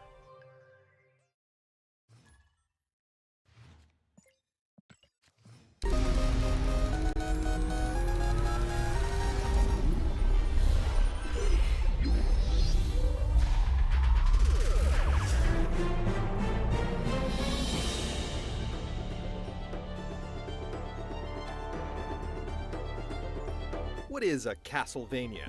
After rebooting the franchise with the action-focused Lords of Shadow, Mercury Steam continues their take on the legendary series with Mirror of Fate. With its heroes side-scrolling along a flat plane through a sprawling castle map, Mirror of Fate certainly bears resemblance to classic Castlevania titles. But the heart that beats within is that of a different game with a different story to tell. It's an experimental transplant of a new core identity into an old body, and the result is a strange and somewhat awkward hybrid that struggles to match its forefathers. The story thread that began to unwind in Lords of Shadow is picked up and carried on in Mirror of Fate. The game jumps through time, tying together the fates of its various individuals and creating interesting, vampiric melodrama as it goes. This multi-character approach equates to 3 main protagonists, and while each is differentiated by his own monster-killing accoutrement, they all move and fight in essentially the same way: heavy jumps and long-range whiplashing. Run, Simon! Don't stop! Beast slaying has much the same feel here that it did in Lords of Shadow, dodging enemy attacks in arena-like spaces and laying blow after blow onto enemies before grabbing them for a finisher. These struggles have a hard time fitting into a constrained 2D space, your whip has an incredibly long reach, and combat is mostly a matter of timing rather than proper positioning or distance. On the defensive side, certain blows from your foes may be parried, triggering an opportunity for reprisal, but just as often enemy attacks are unblockable and must be avoided with a jump or dodge move. The screen often feels crowded when there's fighting, and while fights against single powerful enemies can be entertaining despite unrewarding QuickTime sequences, there's just not a lot of room for finesse. If the enemy is in range, start flailing. When they attack, get out of there. Part of the blame lies with the control method. With the D-pad assigned to trigger various character abilities, you're forced to use the 3DS analog nub to control character movement. While this lets the game differentiate between your character walking or running depending on how hard you're pressing the stick, it's a terrible match for the action-focused gameplay, making it more difficult to quickly change direction or stop on a dime. Jumping from platform to platform requires more patience than skill, and movement in general has a heavy and awkward feel. In addition, the game sometimes enforces arbitrary rules for where you can and can't go, and it's never really clear how far your character can fall without hurting himself. It all comes together to make exploring the dark Gothic environments much less fun. While there are multiple playable characters, none can escape the generally clunky feeling of the action. Rather than facilitating different playstyles, each new character offers a linear ability progression. The double jumps and wall jumps of self-hating vampire Alucard are a noticeable upgrade from Simple Simon's basic moveset, and the fighting moves and health boosts you earn by leveling up one character will be passed along to the next. It's the magical abilities and optional weapons that set the characters apart, although they don't create many interesting gameplay differences. A bat projectile isn't that much different than a boomerang, and Alucard's promising wolf form does nothing more than give him a little extra elbow grease for his whip attacks and the ability to rip open special wolf doors. It wasn't supposed to be like this! The connected castle layout invites more of the exploration element many fans associate with the series. You'll encounter many inaccessible areas as you make your way ever forward. These sealed-off doors most often conceal small cubbyholes with a single power-up unlocked by one character ability or another. You can increase your maximum magic, health, and the number of sub-weapons you can toss, but it's all entirely optional. The game is generous with checkpoints, with more challenging boss fights saving your progress once you've done a certain amount of damage. So, while you may backtrack and scrounge around for a few pickups, the primary motivation is no more interesting than increasing your completion percentage. Mirror of Fate leaves a poor first impression, but the game gradually becomes more enjoyable as you move through it. The game takes time out to puzzle near the halfway point for a welcome change of pace, and saves its best moments for the end of the game, which you can reach in around 10 hours. Taking on the form of what most players associate with classic Castlevania, Mirror of Fate seems to stumble around in an unfamiliar body. It's at least playable, if not always enjoyable, and the game wants so badly to be Castlevania that it manages to tell an interesting tale in the end. No. No! Show me more, damn it!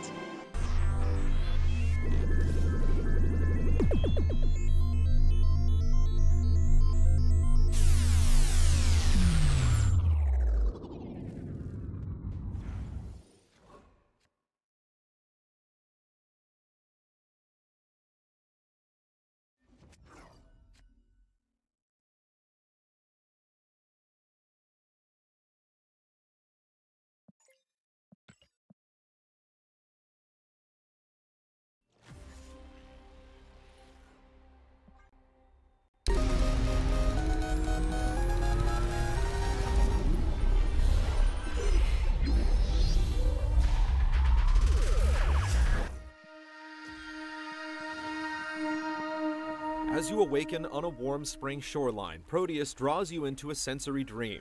Enveloping you in strange sights and sounds, Proteus is the kind of game that you need to lose yourself in to fully appreciate, playing without distraction in a quiet room or with a pair of headphones.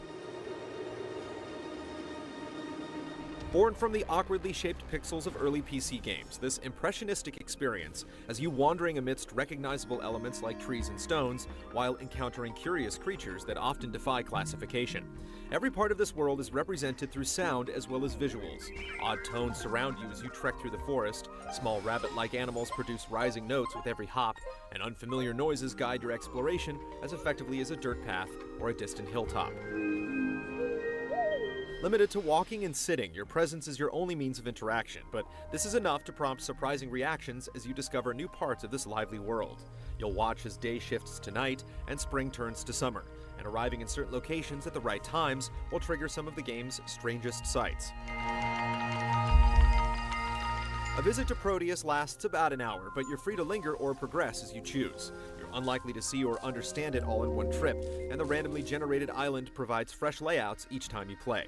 After your first journey, a set of additional options unlocks to tweak some elements to your liking, and if you become attached to a particular world, you can save a postcard to return to that map whenever you like. While Proteus doesn't evoke a sense of lasting emotional impact, it provides a brief escape to zone out and let your senses soak in its world, whether you're following your nose in discovery or simply relaxing and watching the sunset.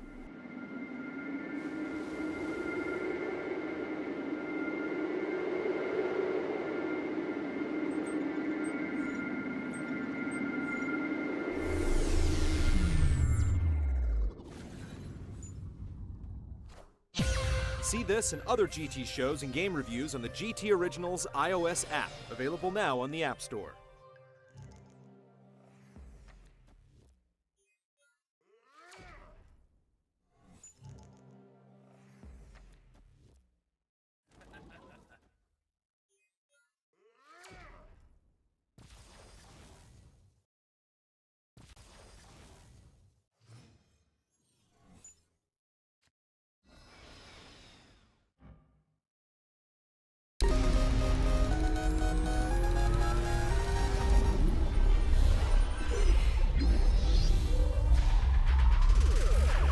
Welcome.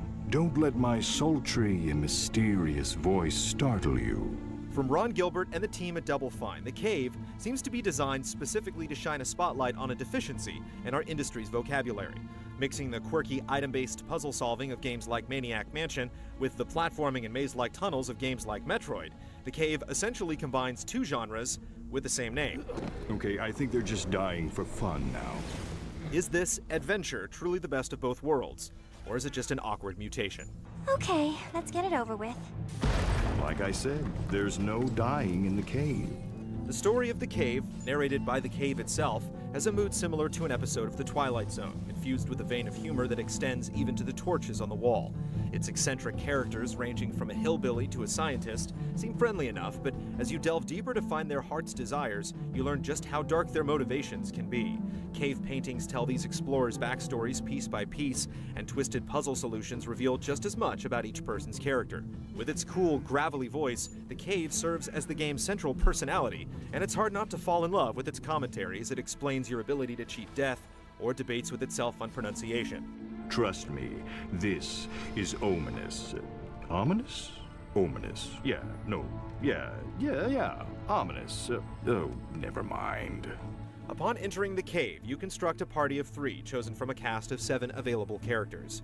Each person has a unique skill. For instance, the adventurer can swing over gaps, while the monk can move objects with his mind. These abilities serve as keys needed to enter levels tailored specifically to each character's ambitions, making about half your journey change based on the group that you take. The knight has to outwit a dragon to gain favor from a princess, the twins are searching for a way to sneak out of their parents' house, and the hillbilly has to best a series of crooked carnival games to win a prize for his sweetheart. The amazing two-legged lady. You know, the hillbilly carries a torch for her.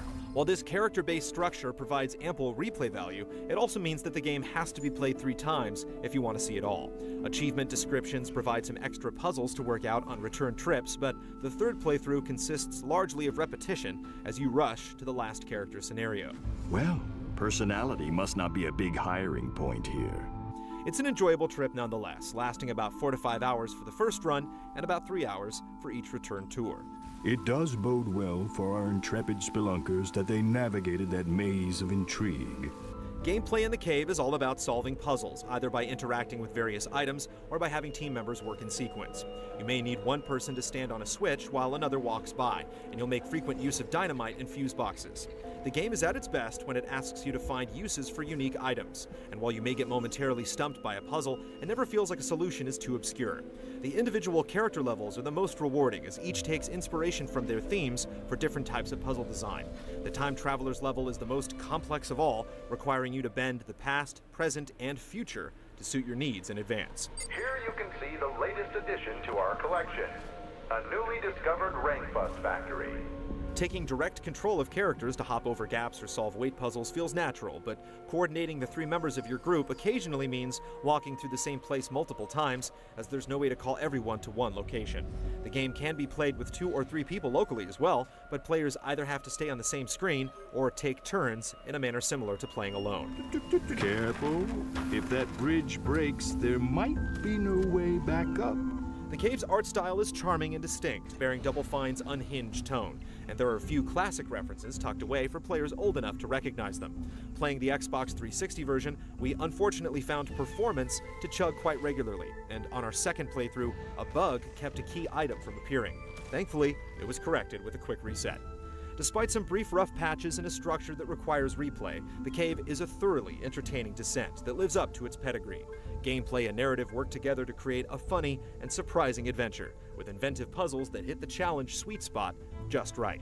By the dark powers invested in me, by the county of Rutherford and the surrounding unincorporated areas, I pronounce you disappeared!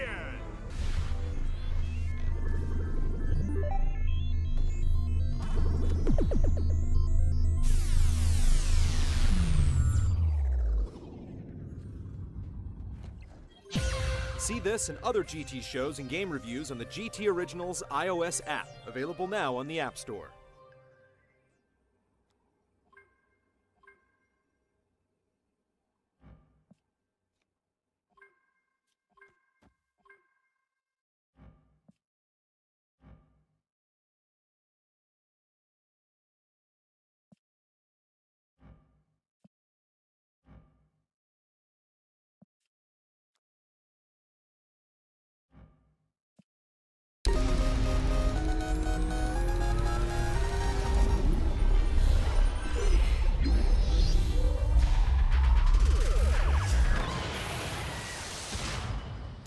Tank! Seems like just about every system is launched with a game that initially looks to have limited appeal, but eventually builds a cult following and becomes successful. Usually these games have a unique concept and a low price tag, and with Tank for the Wii U, at least half of that equation is satisfied. Is it a launch darling or day one dud? Bring it down! There's really no story in Tank. Various robotic creatures are attacking the area, and you must repel the onslaught. After each mission, you're taken to a static screen for encouragement and tips to help you going forward, but that's about it. Select your tank. The design isn't much more complicated. You select a tank, choose a stage, and start blowing things up. There's a multitude of different tanks to unlock, with each having its own attributes that will level up with repeated use. Stages are generally unlocked as you complete the prior mission, but the game includes choke points where you're forced to go back and play old levels with new tanks in order to move forward. It's a cheap way to extend the game's length, and since new tanks are generally more powerful, there's simply no challenge involved. It's a huge waste of time. Mobilize immediately! Exterminate them! The multiplayer modes are a little more diverse. You get the typical deathmatch variants, but you can also play a separate campaign cooperatively with friends, but it essentially recycles the same missions from the single-player experience. The lone mode that has some semblance of creativity has one player using the gamepad to play as a large robotic Kong with their face plastered on it, while the other players try to topple it. Despite the interesting bent, it also lacks staying power. After playing Tank for far too many hours, it's pretty obvious that it's been made for younger players. You steer and shoot, and that's about it. All the targeting is automatic, which can be infuriating when you're trying to drop those last few robots with the timer running out. There's some light use of the gamepad's gyro here or there, but otherwise, the game can be played with the D-pad and one button. Weapons are plentiful, and finding out what each one does represents a large chunk of the fun to be had, but there's not much. A distinct lack of difficulty makes it quickly feel like you're just going through the motions. Direct hit! You're completely forgiven if you mistake Tank Tank Tank for a last-generation game.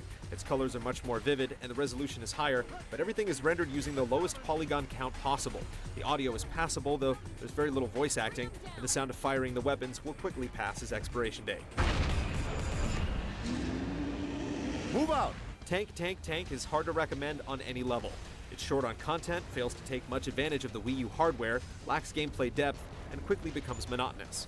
It holds some charm for those who enjoy massive creature flicks, but everyone else should steer clear despite its discounted price tag. Launch day surprise, this is not. Mission terminated.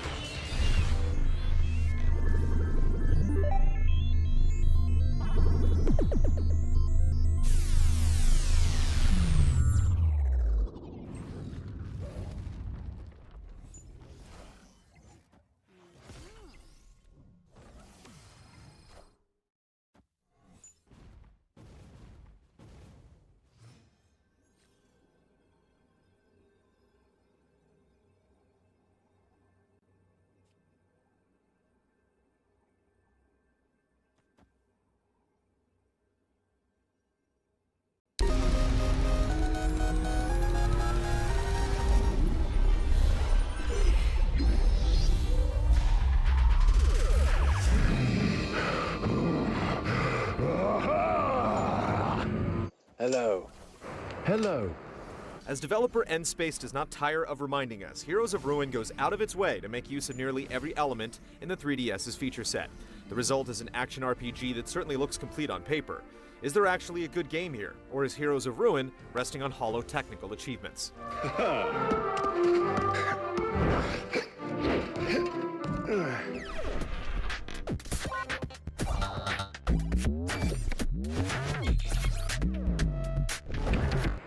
Greetings, take care. Heroes of Ruin is set in the world of Vale, which is still recovering from the devastation wrought by the cataclysmic War of Ruin. The world was saved from the brink of destruction by a heroic being called Ataraxis, who became the guardian of the city of Nexus. The tale begins with Ataraxis being afflicted by a curse, and you're called upon to find a means of reviving the slumbering guardian. It's a decent enough premise. The main problem with the story is one that's unfortunately common in this sort of game. As you pursue the business of dungeon crawling, the plot goes on hiatus for long periods of time, and you never end up feeling attached to the world or its denizens. Factor in a cast that's largely unremarkable and some cheap cinematics, and you have a world that seems to go out of its way to prevent immersion.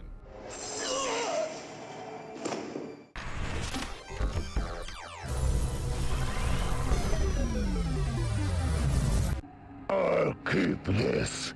Fighting your way through dungeons, scouring for precious loot is the name of the game in Heroes of Ruin. There are plenty of quests and objectives to fulfill over the course of the game, bolstered by daily and weekly additions via the Spot Pass feature to extend the game's length, which is a good thing since it runs a bit on the short side. I can feel that. You can take on the forces of evil solo, or form teams of up to 4 players locally or through an online connection. The game is at its best when you're playing with others. Otherwise, the trek is so overwhelmingly uninspired that you'll find it difficult to muster the will to carry on. It doesn't help that there are only 4 real types of environments in the game, with dungeons that feel samey despite the varying locales. Round that out with dull quest objectives that rarely deviate from the shop-worn kill and gather formulas, and you have quite the recipe for boredom. I've got a job for you. The allure of collecting rare loot to deck out your character only carries the game so far, and the character customization options are lacking. And while there is a lot of depth to the skill tree system, it often feels all for naught, since simply brute forcing your way with basic attacks often gets the job done. This is largely the result of shallow AI, defined by predictable and easy to exploit enemy behaviors.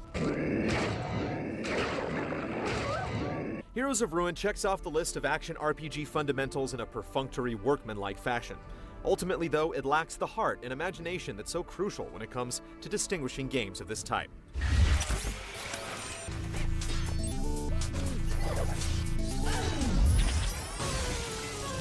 That's how I It's done! Regardless of what class you pick at the outset, everyone in Heroes of Ruin follows the same basic set of rules that govern combat. You're given basic attacks and defensive abilities, and earn talent points to unlock special abilities as you level up. Each class has its own unique playstyle, and there's a good bit of variety when it comes to building your character. This could have been one of the game's most redeeming qualities, were it not for the boring enemy behaviors. Enemies rarely surprise you with their attack patterns, and it's even less often that they show up in large enough numbers to give you a scare. There's a lack of variety overall when it comes to combat. The only times you'll need to dig in deep and formulate a strategy are in the rare instances when you're overwhelmed by a large crowd or during boss encounters. Since there's not a whole lot else to the game, the end result is a whole lot of plotting and mindless dungeon crawling. Also likely to bug you are the absurd inventory and currency limits. There's a hard cap as to how much you can carry, which normally isn't a problem since you can sell unwanted loot instantly. But when you're also full up on gold, you'll have to do some ridiculous logistical gymnastics just to continue adventuring. This involves buying useless merchandise to empty your coffers and then discarding the trash you just purchased. In a loot-focused action RPG, this oversight is beyond baffling. I have to say I'm perplexed.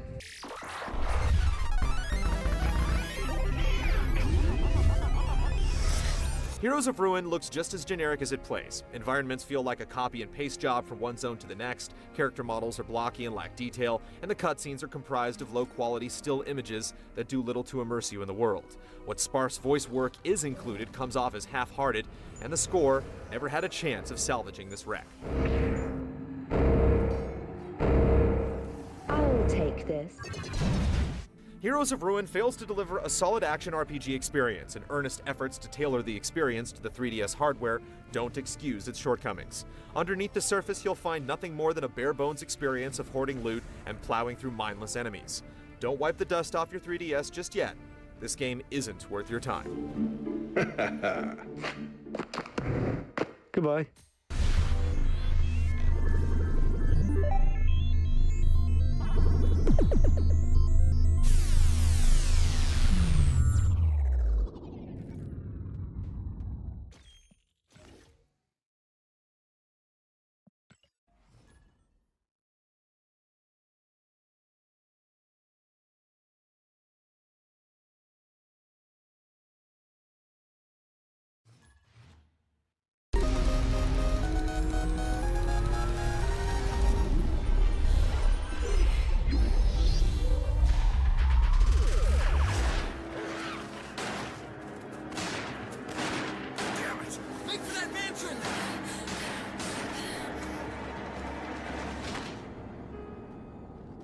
The original Resident Evil is a groundbreaking title, credited with coining the term survival horror. While it isn't the first of its kind, it is widely considered to be the game that popularized the genre for a broader audience. Series creator Shinji Mikami later remade it on the GameCube with enhanced visuals, controls, and retroactive series lore. Mikami has since left Capcom, but that isn't stopping the company from releasing an HD remaster of this fan-favorite entry to the recently declining franchise. Jill, no. You don't want to go back out there.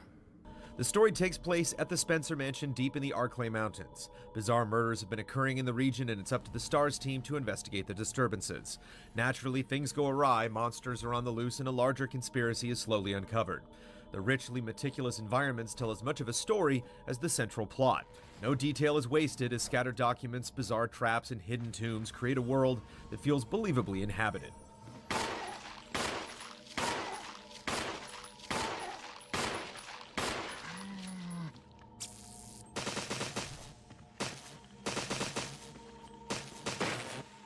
The graphics are stunning, especially considering the game was originally released in 2002, and certain sections have been redone from the ground up without compromising the original vision. Character models have been drastically updated, and stark lighting creates an uneasy tension that has never been matched in later installments of the franchise. Unfortunately, a few areas haven't received an equal attention to detail, most notably the caverns. The contrast between the improved character models and some of these lackluster environments is jarring and disappointing. Something about that mansion still bothers me. New additions unique to the remaster include a 16:9 widescreen display that slightly tracks the player's movement. The subtle camera movement can be awkward at first, and there are some weird moments, but it quickly becomes unnoticeable. The most important addition, however, is the new control system. Classic Resident Evil titles have been commonly insulted for their so-called tank controls, and the new method aims to remedy them. While many newcomers will favor this optional method, something is lost in the alteration, with characters no longer feeling properly grounded in the world. Purists will likely favor the classic controls, and thankfully, you can switch between either method on the fly.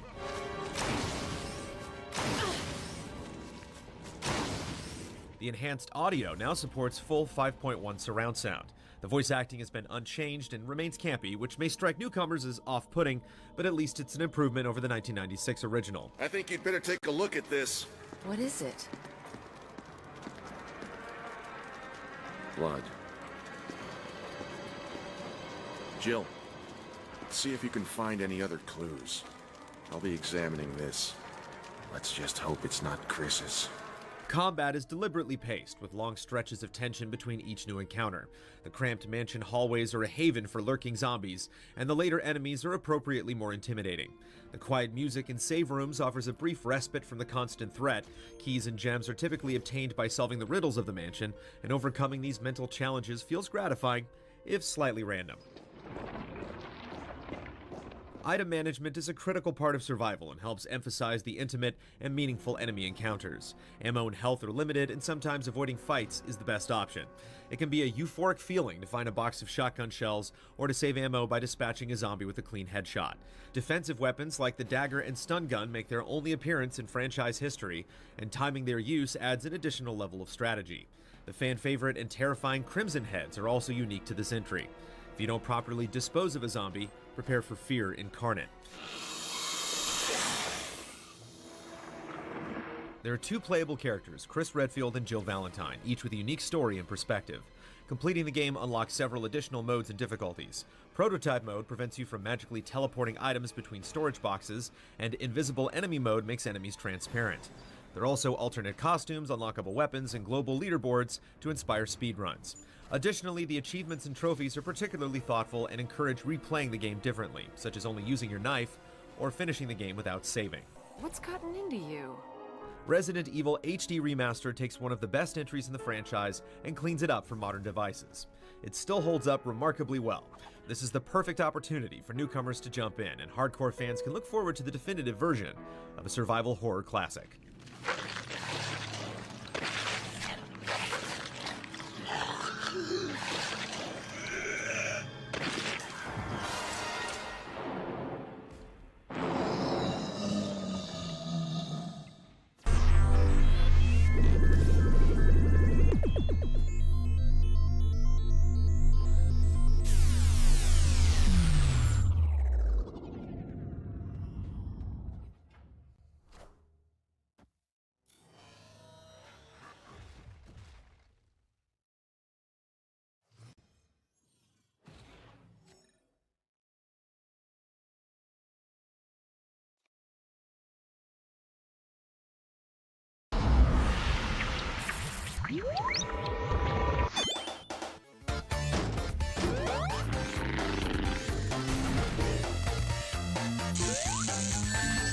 Sonic Team's second attempt at recapturing its popular mascot's glory days in the 16-bit Genesis harkens back to 1992's Sonic the Hedgehog 2, which was notable for introducing Sonic's sidekick, Tails. While Sonic has never enjoyed the diversity of moves shared by his fellow mascots, the one aspect that separated him from the pack was pure, unadulterated speed. Unfortunately, Sonic the Hedgehog 4 Episode 2 seems to go out of its way to put the brakes on Sonic, thanks to some questionable level design choices. Instead of including creative ways to maintain the Blue Blur's blistering pace, the game often brings the action to a screeching halt, requiring the use of sluggish, imprecise teamwork moves in the air, underwater, and on the ground to overcome obstacles. The developers have effectively slowed Sonic's roll. If the first episode's zones tipped its quills to the original Sonic, Episode 2's environments draw inspiration from the sequel. Not only are you accompanied by the young fox Tails, whose nickname is apparently derived from a birth defect, you'll also experience stages reminiscent of Sonic 2's Oil Ocean, Aquatic Ruin, Sky Chase, and Wing Fortress zones. Collecting at least 50 rings on a stage also opens up access to a bonus round, which mirrors Sonic 2's half-pipe race format. The visuals throughout are bright and colorful, with the developers opting for 3D characters and a more modern look instead of 2D sprites. The sound effects were spot on from the earlier games, but the retro-flavored chiptunes are grating and detract from the presentation. The controls also disappoint, lacking the crispness found in the 16-bit games, particularly when trying to use Sonic's homing attack. While the gameplay checks off many of Sonic's core features, such as collecting golden rings that let you absorb hits, revving up and around loops, using spin attacks to free animals trapped inside robotic enemies, bouncing on springs, and inhaling air bubbles to breathe underwater, the teamwork elements seem forced. You'll soon realize that the inclusion of Sonic's sidekick is more of a hindrance than a boon, an anchor instead of an engine.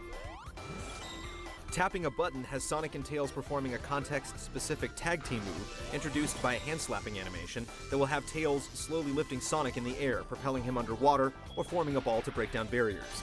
You'll need to use these pace-killing moves frequently throughout the game's 4 acts, each consisting of 3 stages, as well as a drawn-out boss battle against either Dr. Eggman or Metal Sonic.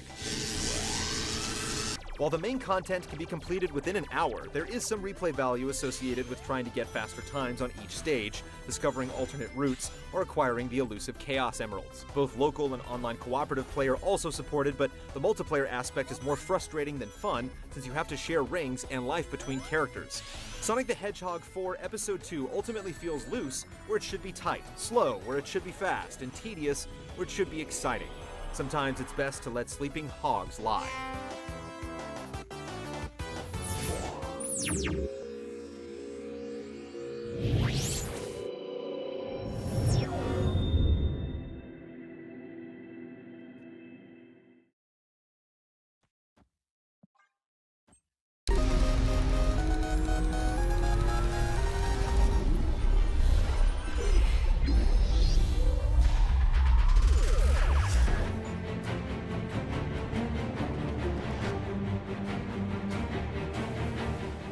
Originally designed as a Half-Life mod more than a decade ago, Counter-Strike has endured because of its well-balanced, competitive gameplay that requires skill to succeed.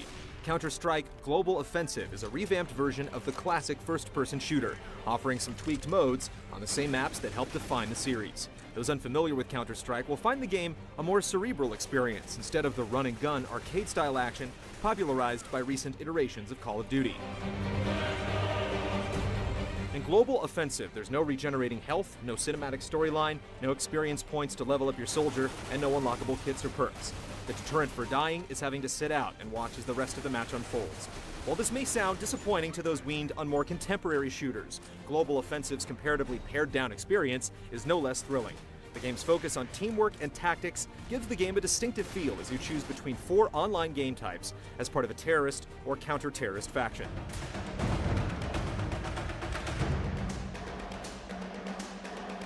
Classic Casual and Classic Competitive are team-based modes played in multiple rounds. The goal in each is to either eliminate the opposition or be the first team to complete a map-related objective.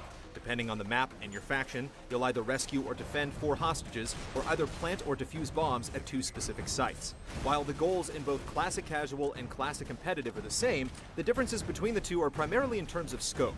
A Classic Competitive game consists of 30 rounds instead of 10, enables friendly fire, and has you earning money for kills, planting bombs, and so forth that's used to purchase armor and defuse kits. The Casual variant gives you armor and defuse kits automatically. Bomb has been defused. Counter-terrorists win. The other 2 modes consist of Arms Race and Demolition. Arms Race, which has been adopted by both Call of Duty Black Ops and Battlefield 3's Close Quarters expansion, consists of a single round where everyone begins with the same weapon. Each kill automatically changes your weapon until you receive the golden knife. The first person that lands the killing blow with the knife wins the round. This is the only mode where respawns are possible, offering a nice change of pace from the standard modes. Demolition is a mashup of Arms Race and Classic, taking the fixed weapon progression from Arms Race and including 2 multi-round matches that have you trying to plant or defuse a bomb in a bank, safe house, and other locales. You like to make things go kaboom, don't you, son? What makes Counter-Strike Global Offensive appealing is that it plays differently from its competition. Tired of jumping assassins in other games? Jumping here will penalize your accuracy. Sick of seeing more praying and spraying than in a baptism ceremony? Then you'll appreciate that those who use short, controlled bursts while aiming will be more successful. If there is one knock on the game, it's that it offers the same maps as earlier versions of the series, giving veterans a huge advantage over new players. To offset this, the developers included an option to play against bots offline, so you can practice each mode and map. This will give you a fighting chance against the real players, but expect to die early and often, until you hone your skills and familiarize yourself with the map layouts. Nice work with those wooden terrorists. Of course, the most important aspect of any multiplayer game is how much you want to play after the session ends. This is where Global Offensive excels, possessing the same addictive quality that helped make the previous games a long-term success story. Shooter fans looking to diversify their library or prove their mettle against a talented pool of players shouldn't hesitate to pull the trigger.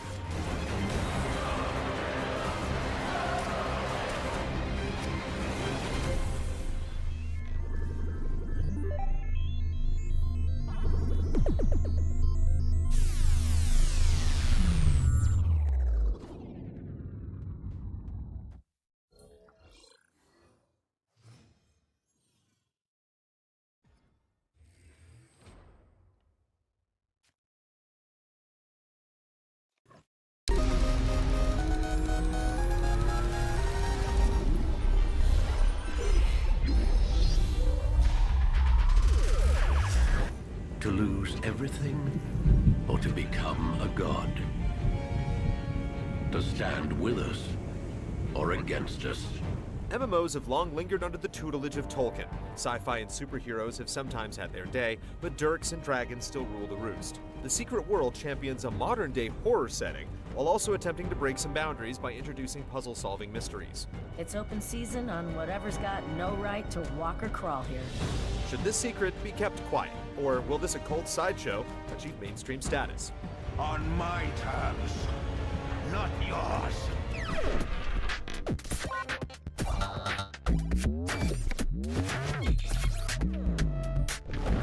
Something has gone terribly wrong here. Far beyond the earthquakes, locust swarms, and rain of fire. Skipping through quest descriptions, dialogue, and, well, anything skippable is the default MO for many MMO players. Sure, role-playing servers in the Old Republic have certainly raised the narrative ceiling, but lore tends to lag far behind skill trees and loot in terms of importance. The Secret World puts a big emphasis on weaving its tales of the macabre. All myths are real, and secret societies have you exploring the entire spectrum of the supernatural.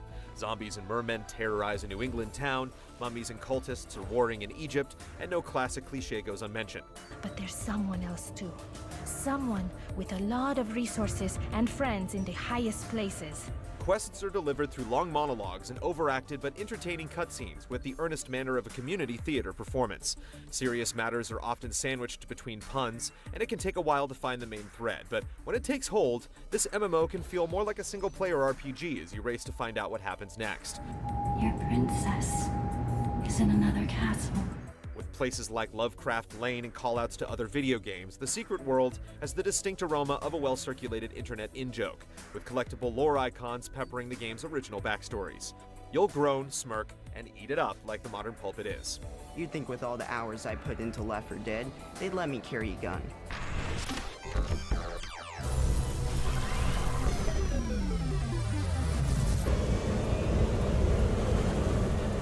With the buzzing of magic bees, you awaken, filled with a magic ability offered to one of 3 secret societies. Create a young Adonis or Aphrodite, join the group that floats your boat, and start investigating the paranormal. The Secret World would like to make you think it's broken from tradition with no levels or classes, but in actuality these tropes have been tied to weapons, and acquiring experience to unlock different skills feels suspiciously close to traditional leveling. The gear fetishism so prevalent in many MMOs is muted in the Secret World. You'll still strive for better equipment, although the weapons are modestly adorned, and talismans, standing in for stat-improving armor, offer no ornamentation at all. Nah. Too much visibility on the street. They're listening. They're always listening. The clothes that your character wears can be purchased with in-game currency, real-world cash, or earned from specific quests. Showing off your fashion sense through pret-a-porter duds is a nice touch, even if it doesn't broadcast your baller-level stat development. It's the quests that make the Secret World shine. The land is filled with colorful characters and cast-off detritus that open the world up with various tasks. You'll still need to commit to routine slaughter of specific enemy types, but there's a strong sense of escalation, and interesting things can happen in between bouts of bloodshed. The environments that harbor these challenges are also exquisitely detailed. Places as mundane as deserts or forests feel like much more than a simple swath of sand or trees.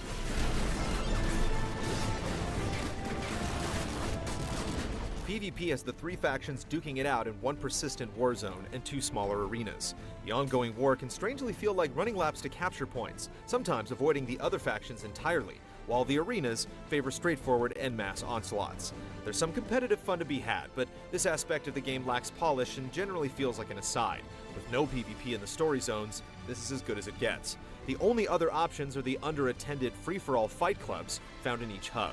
It can take some time to acclimate to the secret world, but with a bit of experience under your belt, it really can become a magical place. The plunder might feel ho-hum in the game's grand scheme, but the quests themselves are often riveting, so long as you aren't stymied by a bug.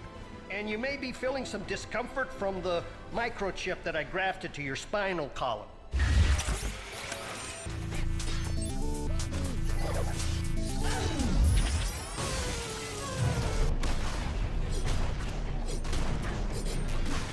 Funcom's marketing department would have you believe that the secret world's combat is a new beast, where quick reflexes will save your butt. In practice, it's still the steady rhythm of button presses as standard attacks bank energy for power attacks and ability cooldowns expire. There's a dodge ability to use when enemies telegraph their uber attacks, and physical proximity comes into play on occasion, but while it's engaging, it's hardly revolutionary. Abilities do tend to play off each other in interesting ways, so exploring various skill combinations can be fun, though it can take a while to decode the game's stats and terms for something that really gels. Connect the dots. There's often just a little more than meets the eye in the secret world.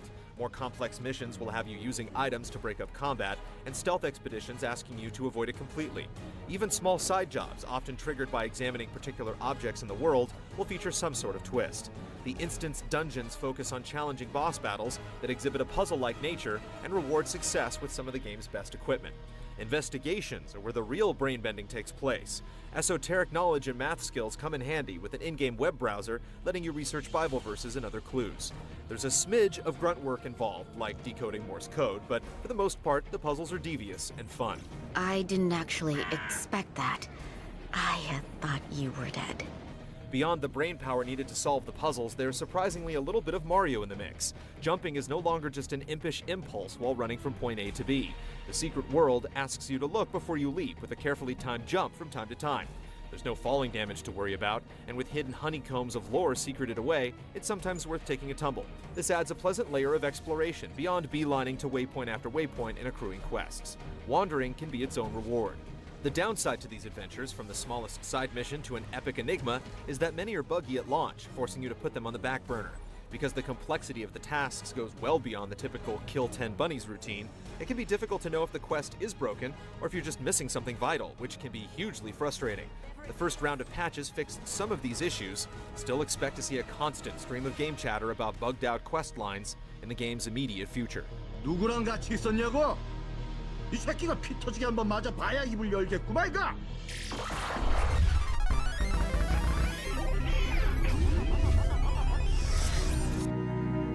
This is the Hollow Earth. The secret world does a good job of breathing life into the undead and the otherworldly. Even traditional types of enemies all have some sort of edge. There may be only a few zones, but each is plotted with abundant detail. Combat effects are as blasé as the combat, which cycle through identical animations like a monotone mantra. Cutscenes are pleasant to watch, even with the hammy and dramatic deliveries, which makes the poor lip syncing and clipping that sometimes pop up much more regrettable. You find out what those people died for, and you bring a reckoning. As for the mystic savants that populate the world, gym membership may be clearly enforced, but none of the secret societies operate the fashion police, though the Templars have probably considered it. With a little... Let us work to ensure their suffering is keener. The word artifice often has a negative connotation. Here, it's the careful, thoughtful deception that makes the secret world stand out. The vainglorious plot and meticulous landscapes of cliché will draw you in place of base compulsions to hit a level cap or maximize a gear score. If you can stomach the horrors of the night, as well as road combat and occasionally glitched gameplay, you might just be the perfect pledge for the secret society. When you bleed the land eventually bleeds you back. That wave 10 is some bullshit.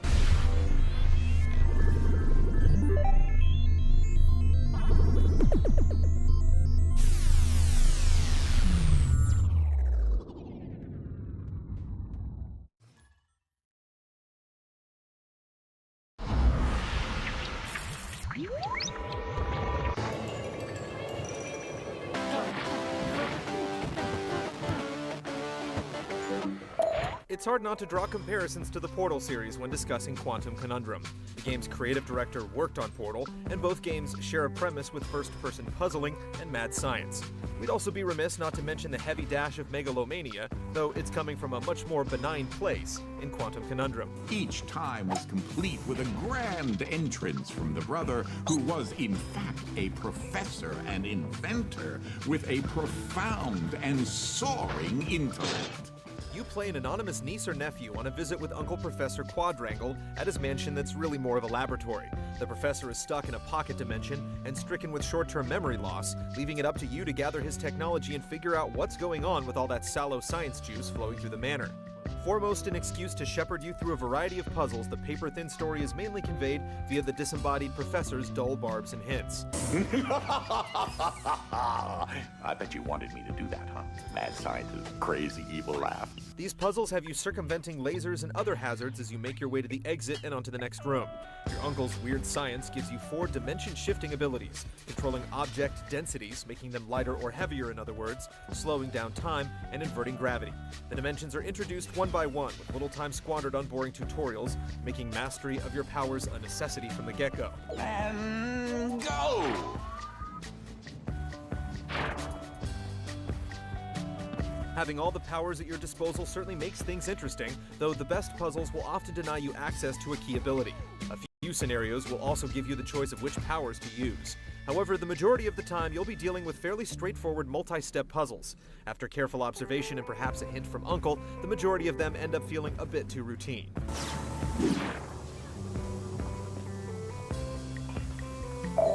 The need to reckon with physics injects a bit of dynamism into the proceedings, but after taking a ride on a slow-mo safe a few times, you'll feel the game starting to exhaust its bag of tricks. Of the 50 or so puzzles, only a select few stand out. People with a phobia of first-person jumping should also take note. There's a lot of it here, and while slowing time can make it a little easier to deal with, your in-game entity still moves at normal speed. Checkpoints are constant, but there are no quick saves for the more fiendishly demanding leaps.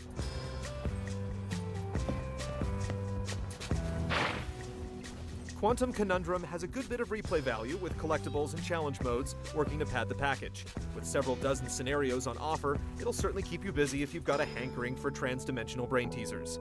It's just too bad that so few of the puzzles end up feeling memorable. Hooped it!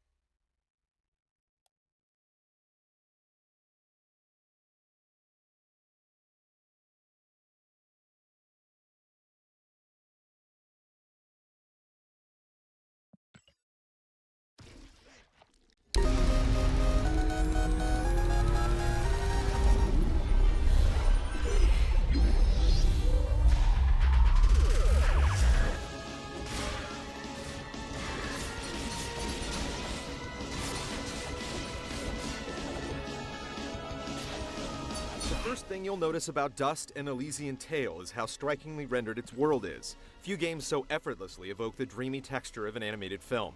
The next thing that'll jump out at you is just how effusive its cast of anthropomorphic animals is.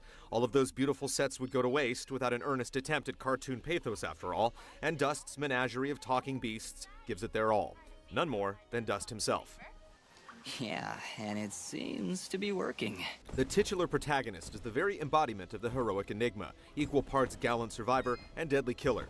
In this game, though, the archetype is cast as an adorable cat-like thing. As Dust, your job is to uncover your past while righting what wrongs plague the land. In your employ are a talking sword who serves to dispense wisdom and vague hints about your provenance and destiny, and a pixie-like being that resembles a flying squirrel.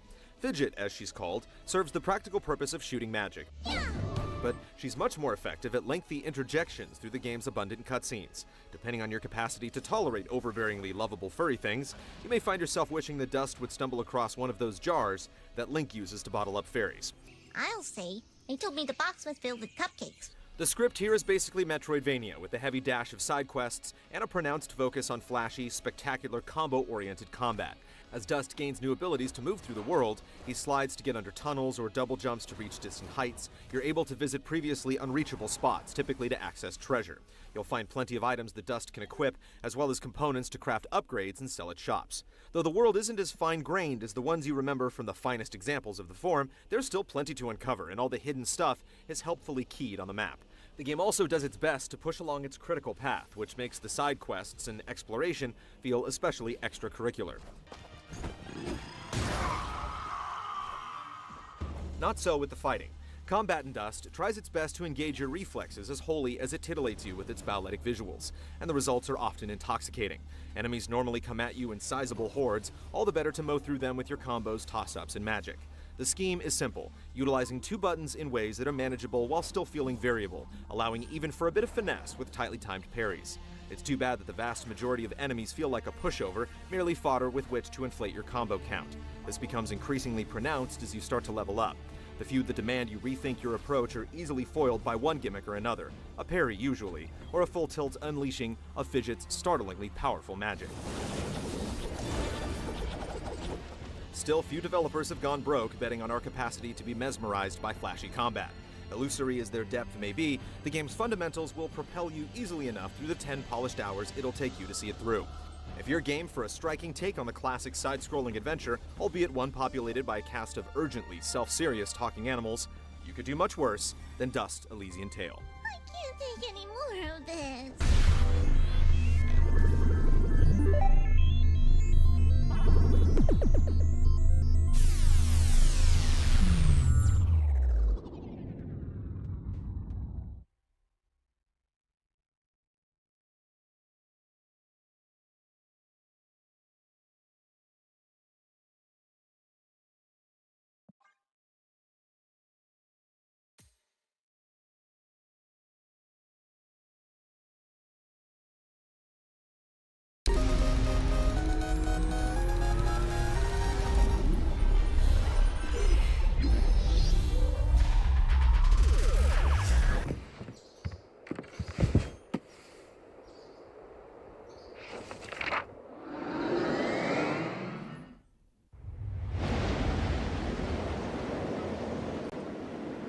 Intelligent Systems is well known for creating excellent strategy games. The studio is responsible for the prolific and beloved Fire Emblem series, as well as the dearly missed Advance Wars series. Now they've decided to take a different approach with codenamed Steevn, which trades swords and tanks for all manner of steam-powered gadgetry. Saturated in Americana and Silver Age comic book charm, the game takes familiar concepts and packages them in new appealing ways. With challenging objectives, varied map layouts, and tons of character choices, codenamed Steevn is a complex game that's hard to put down.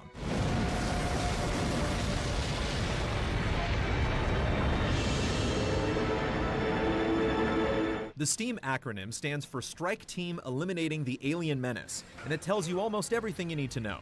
An unknown alien group has invaded a steampunk version of the past, and a special force known as STEAM is committed to stomping them out. Led by none other than Abraham Lincoln, the team is comprised of popular and iconic American characters such as Tom Sawyer, the Cowardly Lion from Wizard of Oz, and John Henry, a folk hero who, according to the story, once out-hammered a steam-powered machine. I've been hurt worse. During cutscenes, the action is often framed by comic book panels, and sounds are visualized with giant words like boom, pow, and crash, giving the game an endearingly campy tone. Characters are exaggerated to great effect, such as Henry Fleming's Superman-esque jaw and John Henry's booming voice. It all feels like one giant Saturday morning cartoon in the most classic sense, with pure-hearted heroes fighting to save the world. While it's certainly not the most intricate narrative, codenamed Steam embraces its simplicity and embellishes its more outlandish concepts. The game knows exactly what it's going for, making each step as fun and inviting as it should be, by never taking itself too seriously. Seeing Abraham Lincoln pilot an enormous mech version of himself is hilariously ludicrous. The whole thing is filled with many equally absurd moments that keep things entertaining. And I'm ready to blow off some steam. Good luck, agents. Make me proud. How the game plays is far more conventional. Similar to Valkyria Chronicles, the turn-based battles take place on gridded maps, and players have direct control over 4 squad members. Every action, such as moving and shooting, costs steam, which is then replenished at the beginning of the next turn. Characters can also save steam and assume an overwatch position with certain weapons, allowing them to shoot any aliens that enter line of sight during the enemy turn. Alien sighted! These elements have been done before in numerous other games, but the things that make Codename Steam so successful are the sometimes brutal enemies and thoughtful level design. Since enemies can use Overwatch as well, you have to very cautiously step forward. One major annoyance is waiting for enemy turns to finish. Most last around 30 seconds, which may not sound like a lot, but since it happens constantly, the time adds up quickly and drags down the pacing.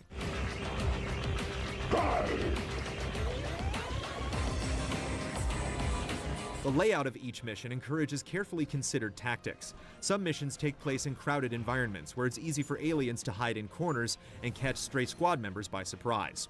Others occur in wide open spaces where your team is surrounded on all sides. During these situations, positioning is everything, and knowing when to use Overwatch can make all the difference. What you're doing from mission to mission is appreciably varied. In one mission, you'll thaw out frozen survivors on the London Bridge. Another has you leading Queen Victoria through Buckingham Palace. Regardless of the objective, each mission feels finely tuned. The game is consistently challenging, but never so difficult that it becomes frustrating. There were times when we scraped by with a single team member left alive. Another strong aspect is how much choice is given to the player. Eventually, you'll unlock 12 distinct characters, each with their own unique weapon, passive abilities, and special abilities. Every character has specific strengths and weaknesses. Tom Sawyer, for instance, can stun enemies with his punch gun, but he's so fragile that he can only take a few hits. Oh, yeah! It's all balanced in such a way that it's impossible to cover all your bases. Several times, we started a mission only to wish we'd brought someone else along. Yet having to make such decisions is what keeps Codename Steam captivating for its duration. It also makes replaying past missions enjoyable, since different team configurations substantially change how things play out. Ow! You are so dead. In addition to the campaign, players can fight against each other in online or local multiplayer. Available modes include Deathmatch, Medal Battle, and ABE Battle. Medal Battle is a race to see who can collect the most medals in 5 turns, and ABE Battle puts both players and giant robots in a fight to the death. However, both modes are barely worth discussing since there's so little to them. Standard Deathmatch is far stronger, but even so, it's not nearly as interesting as the campaign. While it's initially appealing to face off against a more flexible and quick-witted human opponent, the maps are relatively small. As a result, matches are quick and predictable. The 60-second timer per player turn is also annoying since it isn't quite enough time to effectively plan things out. As a whole, multiplayer feels like a missed opportunity. Target down! The game is rather smart with character progression. New sub-weapons, which everyone can equip, are unlocked by collecting medals spread across each map and earned by defeating enemies. More medals are earned by getting Overwatch kills, and since many of the sub-weapons are so useful, it's incentive to play as tactically as possible. Similarly, boilers control how much steam a character has, and more boilers are unlocked by gathering gears generally placed in hard-to-reach locations.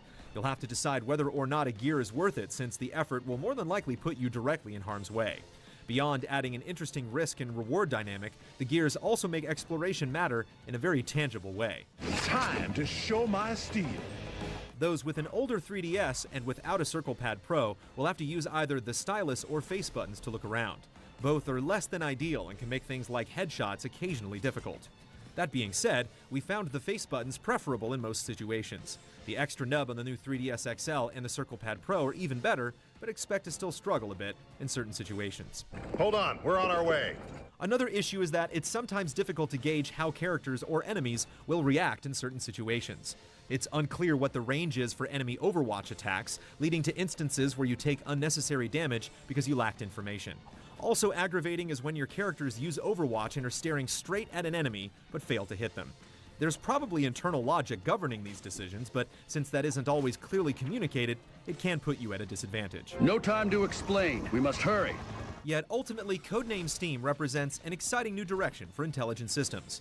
More than once, we found ourselves intending to complete just a mission or two and wound up playing for 5 or 6 hours straight. It may not have the long legacy of other strategy titles, but the game proves that in many ways, it's just as capable. Don't be alarmed, Your Majesty. My friends and I are here to help.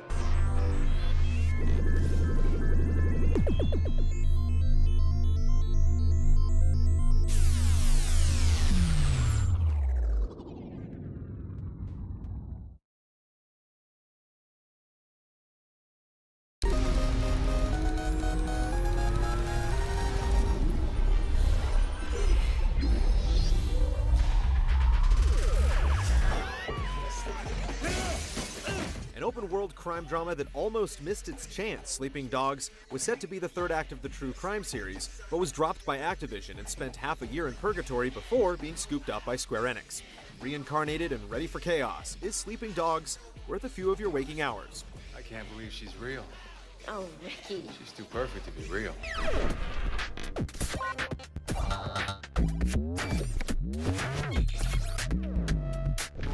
Okay, 꺽다마 준비. Wei Shen is a San Francisco cop who returns home to Hong Kong as an undercover agent, working to infiltrate and bring down the powerful triad organization known as Sonan Yi.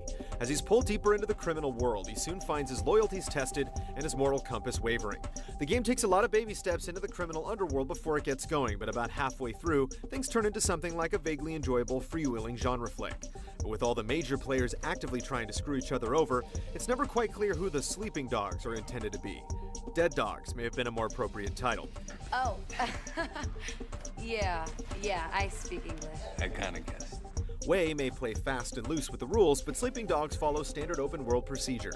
You follow instructions and hit the waypoints, and the game gives you a steady stream of cutscenes leading up to the denouement. There are multiple threads here, but they don't always intertwine, and it sometimes feels like Wei is spinning his wheels as he waits for something to happen. Fortunately, what happens under the player's control tends to be a bit more interesting. You wanted results, and you can't get them sitting behind a desk, nose in a rulebook, with a stick up your ass.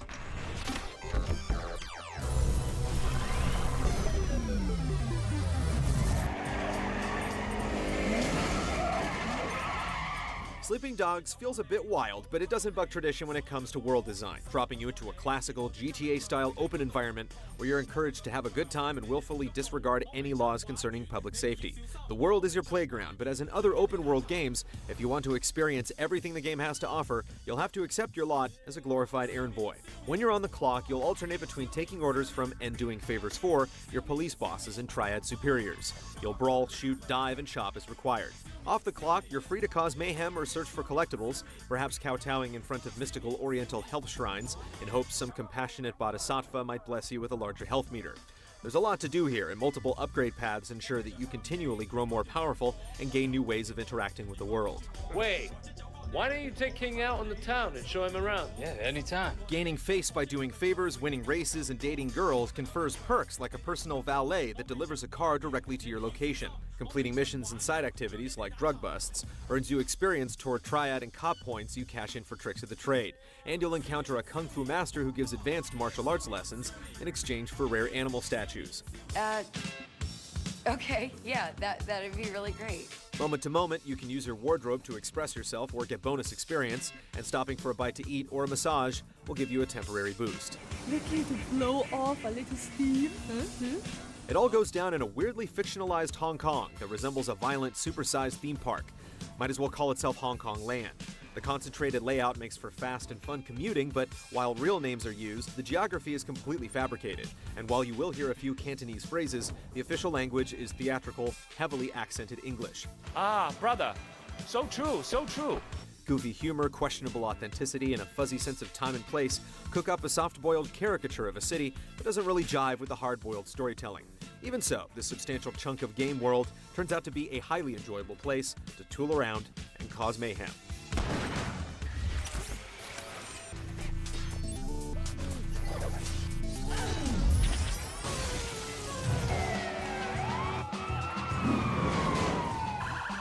Well-tuned mechanics and a multi-talented protagonist help you make the most of what Sleeping Dogs has to offer. As a part-time cop and part-time triad enforcer, Wei Shen can consider ass-kicking a full-time job. You're frequently called upon to demonstrate your martial arts prowess, and Wei proves to be extremely capable, fluidly moving from attacking to counter-attacking in a way reminiscent of Rocksteady's recent Batman games. Though not quite as elegant as the timing-centric way of the Bat, Sleeping Dog style creates some complexity with light and heavy strikes and an assortment of grappling techniques. Tougher fights sometimes feel overly reactive, as certain foes tend to counter many of your offensive options, but skill is consistently rewarded, and weaker enemies give you a great opportunity to show off. Wei also shows some pep when it comes to getting around, his excellent mobility allowing you to scale walls and hop over gaps with ease. Hitting a button at just the right time lets you finesse your way through environments more quickly, so it never feels like your character is on autopilot. Cars, bikes, and boats vary widely in terms of performance, but pretty much anything worth driving has been given a gratifying combination of speed and handling that makes getting around the city a pleasure. The fast arcade feel and well-laid roads bring surprising playability to races that would feel like chores in other open-world games. Finally, if you need to change vehicles in a hurry, a high-speed hijacking accomplishes the feat with style. When firearms do come into play, they feel powerful and decisive, even if there's some occasional awkwardness to moving and taking cover. It's rare that you'll find a gun just lying around, but when the situation calls for some firepower, you'll find it close at hand. If you find yourself in the passenger seat holding a submachine gun, you know you're in for some fun. Mini-games stand in for involved activities like picking locks, hacking data, and so on. They serve their purpose well in that they add a few nuances to the business of undercover thuggery. Triangulating a cell phone signal is an engaging multi-step process, but the tasks you perform most often quickly become repetitive once you figure out the trick. There's no variation in terms of method or difficulty. If you've hacked one security camera, you've hacked them all. The lazy and wholly unappealing karaoke, on the other hand, will bore you from the get-go, and underdeveloped elements like cockfighting and a watered-down version of Mahjong fail to enrich the game in any real way. Speaking of dull moments, completing one-off dates with various girls in the game rewards you by marking the locations of the various types of secrets on your mini-map, sparing you the hassle of doing internet detective work or systematically combing the landscape in search of a jade rooster. It's a much better reward than implied sex with girls that look like creepy mannequins. Oh, this sucks. I wanted some pictures for my blog.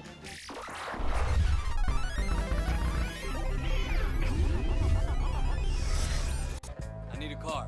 A car? Takla! At least on consoles, Sleeping Dog's looks are far from its strongest virtue. Convincing animation conveys power and pain and speed when action happens, but characters don't look very natural in cutscenes. And while there's a reasonable degree of urban hustle and bustle, identical characters and identical outfits can make you feel like you're in a city of clones. In contrast to the embarrassing histrionics of the supporting characters and extras, the core voice cast does a good job creating a TV drama atmosphere with a mostly average script. Thank you for showing me the light, officer. I want to give you a chance, Shen, but you have to work with me. The soundtrack is reasonably varied and accomplished, with some local flavor mixed in. The sound design is great when it comes to punches, explosions, and car engines, but Chinese opera-style sound effects found in the menus are irredeemably hokey. From tonight on, your partnership with Dog Eyes is done. Well-tuned driving and fighting ultimately outweigh Sleeping Dog's inconsistent tone and relatively modest production values. The ability and status of your character ramp up nicely, and you'll have plenty of opportunity to exercise your power in a well-constructed playground. Sleeping Dogs isn't quite best in breed, but there's a reason it was adopted by another publisher. I guess we'll see what it takes to get it out of you. Eventually.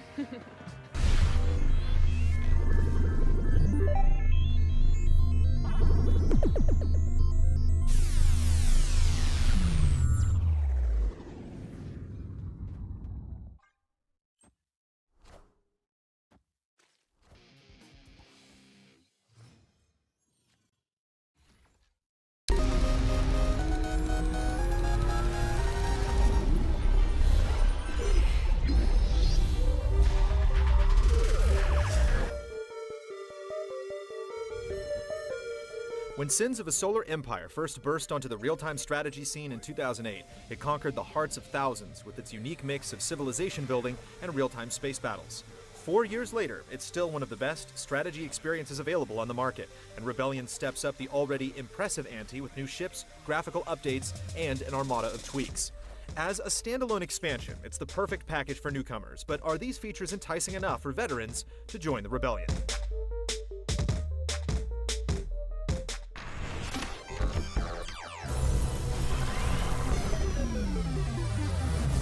As with Sins of a Solar Empire and its 2 mini-expansions, Rebellion's sheer variety of tasks can seem overwhelming at first. Amassing a fleet of warships and sending them into battle is but one aspect of this sweeping epic. You also explore and colonize new planets, collect resources, engage in diplomacy, build an infrastructure, and establish trade routes, often at the same time. It all requires monumental feats of multitasking that leads to matches lasting anywhere from 20 minutes to several hours. But it's a credit to the development team that it never grows too complex to handle. Instead of tossing a new faction into the existing mix of TEC, Vasari, and Advent, Rebellion splits the existing factions into rebel and loyalist camps, with differing abilities. The concept's comparative lack of thematic variety initially seems disappointing, but it's easier to accept once you realize that each faction has at least one doozy of unique special ability that makes up for it. Loyalist TEC forces, for instance, can fire a cannon that wreaks havoc on distant gravity wells. TEC rebels can convince annoying pirates to fight by their side, and Viserys loyalists have a Galactus-like ability to devour entire planets. Somehow, owing to an intricate but intuitive system of checks and balances, such skills rarely seem as imbalanced as they could. It's also a scenario that's ripe for a single-player campaign full of betrayals and political intrigue among the three factions. But players who have long waited for a dose of story in Sins of the Solar Empire won't find much besides decent cutscenes and snippets of lore scattered about menu screens. It's a shame, because it's hard to relate to the factions aside from admiration for their respective abilities. Even though Ironclad still hasn't done much with the story, they've improved almost every one of the available civilian and military research trees. This includes a much-wanted makeover of the previously flawed diplomacy tree, which now grants shareable bonuses for the two parties involved.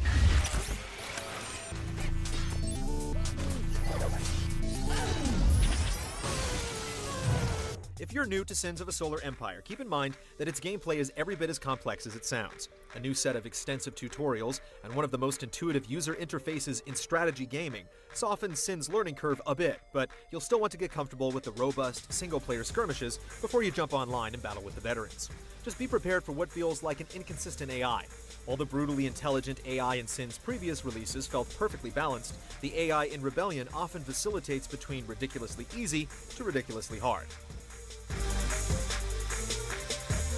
If you're a veteran, you'll find that nothing alters the gameplay of Sins of a Solar Empire so much as the introduction of Titans and Corvettes, which disrupt all of the comfortable strategies involving the existing capital ships, cruisers, and frigates you may have built up over the years. Corvettes may be cheap, versatile fighters that dwarf even frigates in size, but they can harry larger targets and pack a considerable punch in large numbers. The massive and expensive Titan, on the other hand, can wreak the havoc of a Death Star on entire flotillas and grant buffs to friendly ships. But don't get the idea that your Titan is some imbalanced god machine.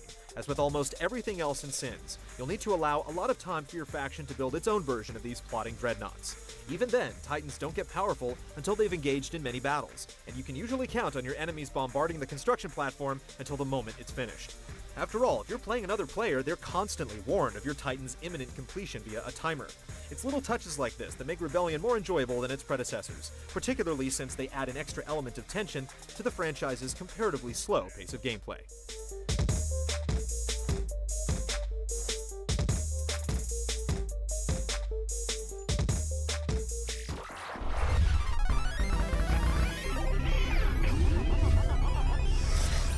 Sins of a Solar Empire has never looked better, thanks to extensive graphical updates, and the welcome addition of shadows adds a degree of grandeur that was absent in the original game.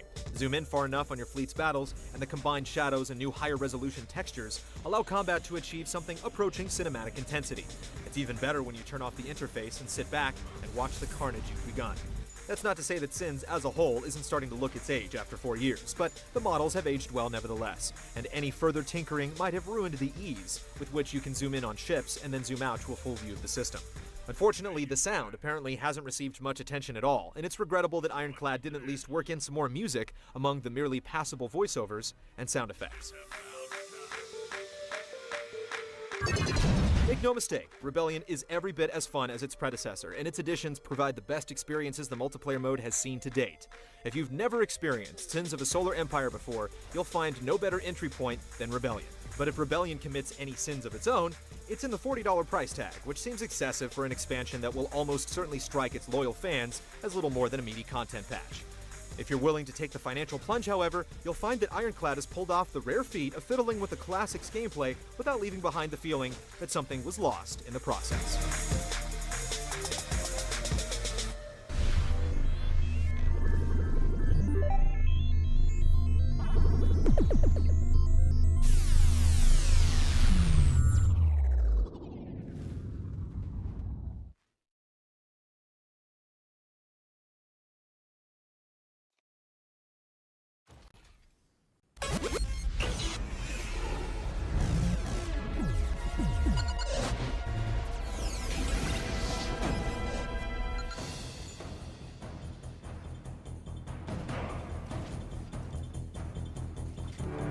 First announced at E3 2010, sorcery enchanted us with the allure of casting spells and brewing potions through the use of motion controls. It's easily the most enticing concept we've encountered, and one with the potential to help the move crack in a big way. Has Sony finally found the magic, or is this another black mark on Move's bumpy history? Whoa! That's pretty wicked!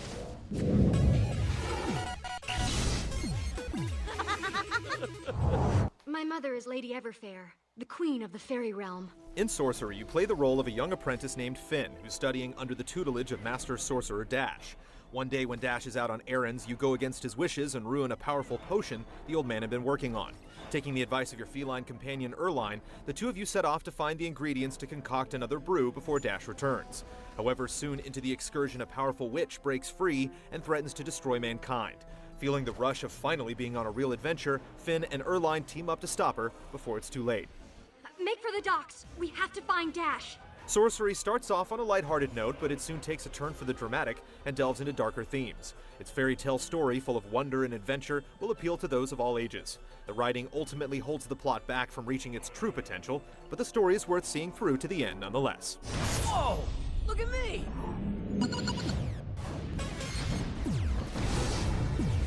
Bad idea. Incredibly stupid, awful idea. Come on, these guys are pushovers. Let's see what's inside.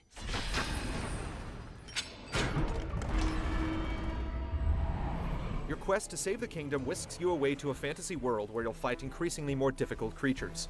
You don't have total freedom in exploring levels. Instead of an open environment, Sorcery strings you along through its scripted events with very little backtracking. There are occasional branching paths with a hidden treasure or two waiting at the end for the bold, but for the most part, you're confined to where the game wants you to go. It's not suffocating by any means, and there's a good balance between the action and puzzle solving, with plenty of quieter moments so you can catch your breath. There's strong magic up ahead.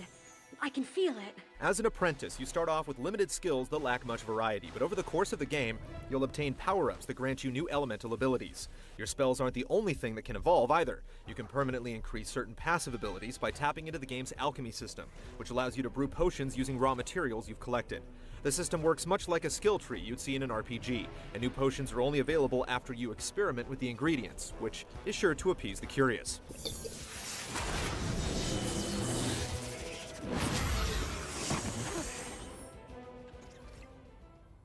You're a sheep. Puzzles are few and far between and mostly comprise of waving your wand in a direction to toss pillars or hitting switches with a blast of magic. Except for only a few scant instances that required more intricate thinking, the puzzles aren't very creative. Most of the challenge comes from figuring out how to take down some of the more fearsome monsters and bosses you encounter down the road, where you'll need quick reflexes and mastery of your repertoire of spells if you want to have any chance of success. This may look like a tame game on the surface, but the challenge can really ramp up down the stretch. I got a plan. Tell me. I fight the elf. That's not a plan. That's suicide. Though the game will last around 10 or so hours to complete, Sorcery is a bare-bones experience devoid of any extras, such as new costumes or additional modes, other than the single-player campaign. Considering you can't even select to replay from the start of a level, there's little incentive to come back for seconds. We could be anywhere. This looks like... Lock Barrow?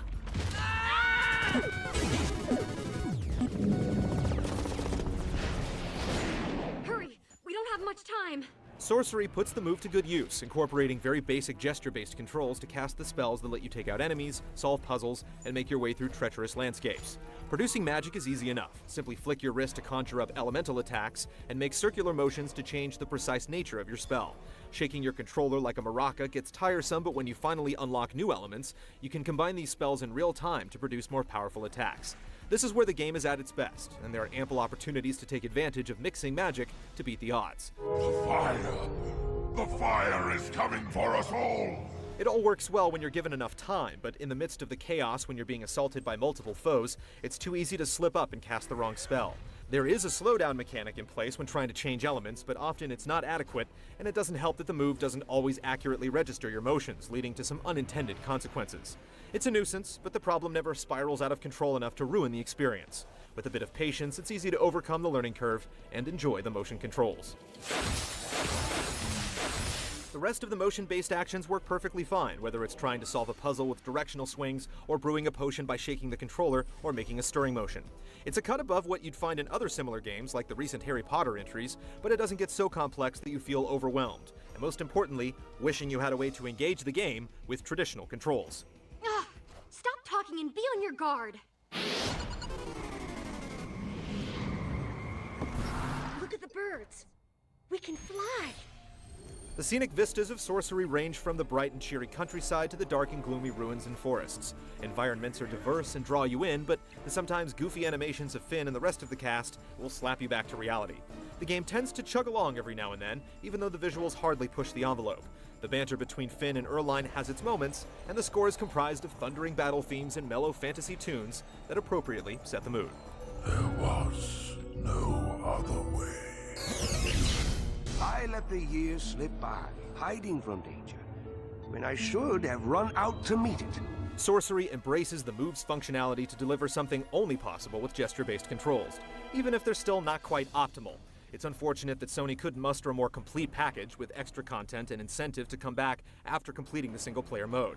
As it stands, Sorcery conjures up just enough magic to bewitch those looking for a story-driven adventure, but its enchantment isn't quite bewitching enough to make it a must-own experience. Don't look so surprised.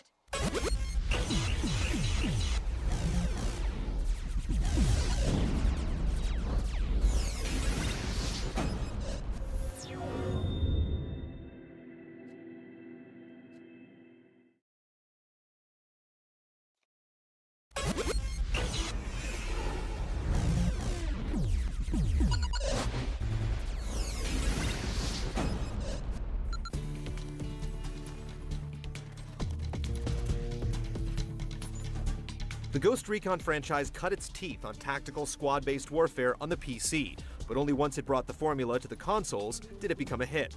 It's been half a decade since the last release, and Ghost Recon Future Soldier enters the market at a time when attention spans are at an all-time low. A more thoughtful shooter than most, can it still keep adrenaline levels high? All right then, let's go get these sons of bitches that did this.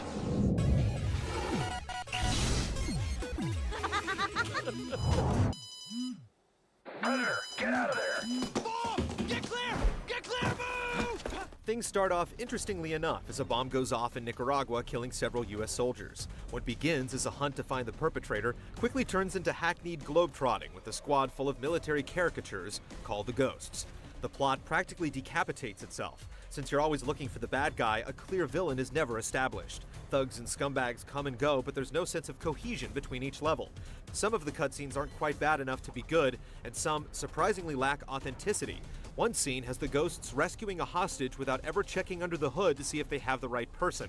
It also shamelessly rips off its contemporaries, right down to the obligatory helicopter ride set to a poignant classic song. I shot the sheriff, but I didn't shoot the deputy.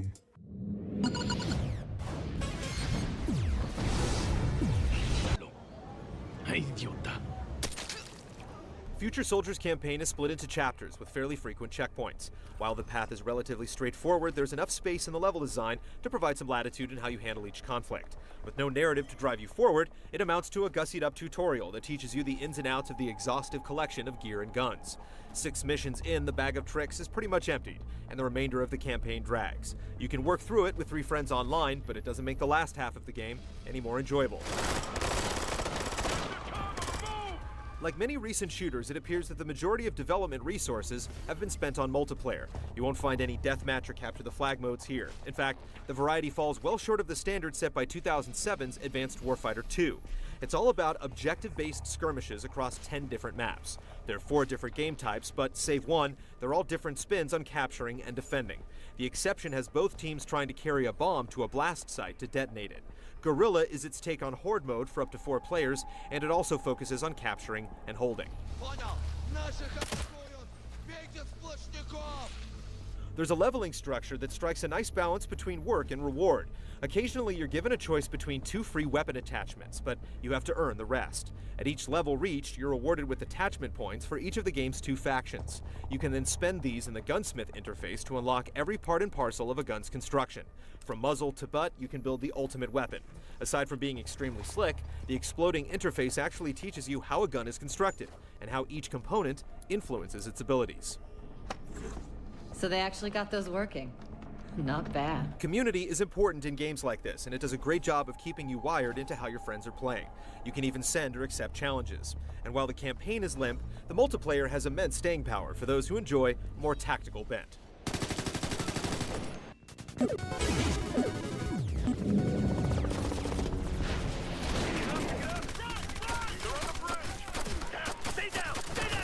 No matter whether you're playing online or off, the gameplay is built around detection. You can toss sensors that will reveal enemy locations or fly a UAV drone above the fray to uncover their positions. The campaign is split into two different mission types. There are the typical kill everything that moves objectives, and some levels that require stealth. The latter can frustrate because detection leads to instant mission failure. Eventually, the battlefield is loaded with foes, and it's difficult to determine their field of vision. You'll fail and have no idea why, turning the later stages into exercises in trial and error. Engage as necessary, but don't alert anyone. Playing cooperatively doesn't alleviate the issue because human-controlled soldiers are more easily detected than those manned by the computer. In multiplayer, detection is often the difference between victory and miserable defeat. If no one on your team uses sensors or drones, you have no chance. The nature of the objective-based modes also encourages camping as you attempt to defend each capture point. Demo charge in place and armed. At least when the enemy does come calling, you can utilize the best cover system in the genre. Moving in and out of protection is quick and intuitive, and once you've settled in behind an object, you can pop up and down or side to side with ease. The only caveat is that pulling out of cover can be a little clumsy, making close quarters confrontations awkward at times. Despite a fairly generous aim assist, shooting is handled very well. All the weapons feature their own spread patterns and effective distances that can be tweaked with attachments. In the campaign, you can mark targets in order and then perform a sync shot where each member of your squad drops an enemy at the same exact moment. On your shot. The computer isn't especially smart, so they'll run directly into danger even after watching their comrades get dropped right in front of them.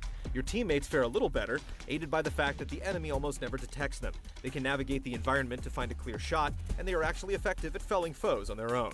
Do it. Online, there are 2 teams of 8 with 2 squads apiece, and you can spawn on any of your squad mates provided they're not too close to an objective. There are no kill streak rewards or perks, but suppression is a viable tactic as it will actually affect the enemy's display. There are 3 classes that fit the assault, engineer, and sniper archetypes. All of them can revive teammates, and there's enough gear variety to make each one a compelling play. How long's the team need? Prep? About 30 seconds. You'll control a lot more than guns, and whether you're handling the armaments of a quadped warhound, flying a drone, using melee, or escorting an injured ally to safety using one arm, everything is intuitive and interesting.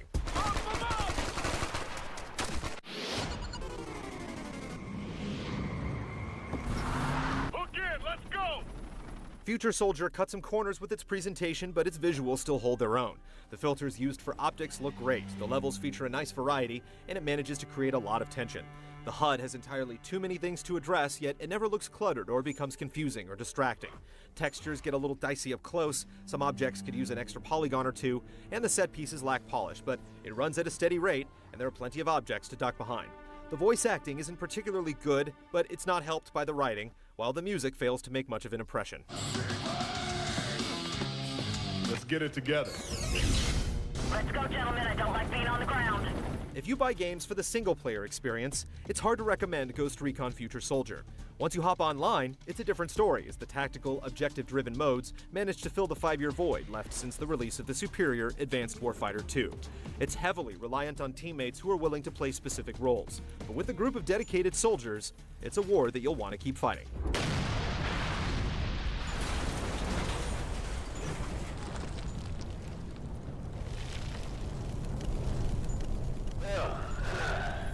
Does that work?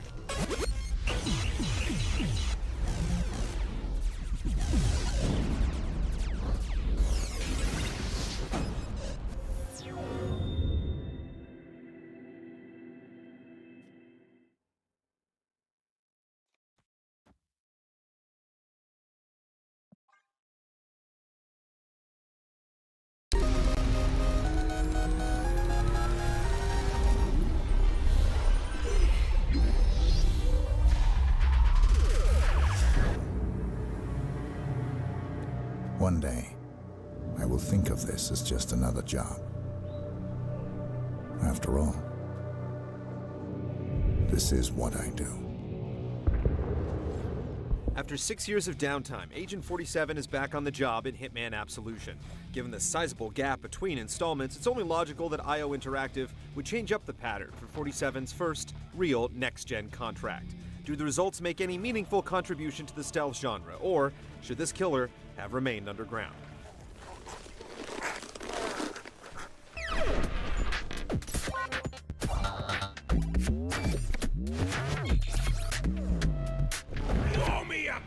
coffee, asshole! All is not well with the agency. Agent 47, the series' perpetually grimacing protagonist, is charged with killing his former handler. It should be just another job for this man without a conscience, but think again.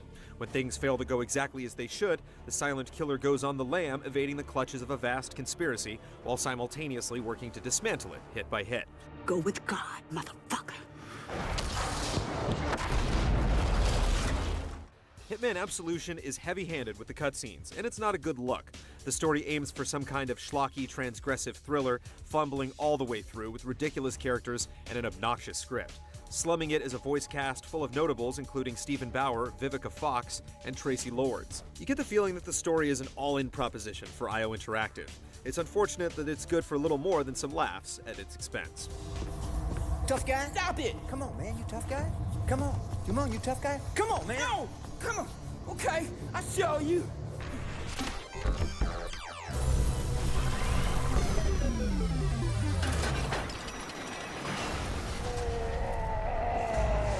Agent 47's quest for absolution takes him to all manner of locales amenable to his deadly trade, from bustling city streets where he's just a face in the crowd, to much more confining precincts where a single suspect move could raise an alarm, and a subsequent speedy checkpoint reload.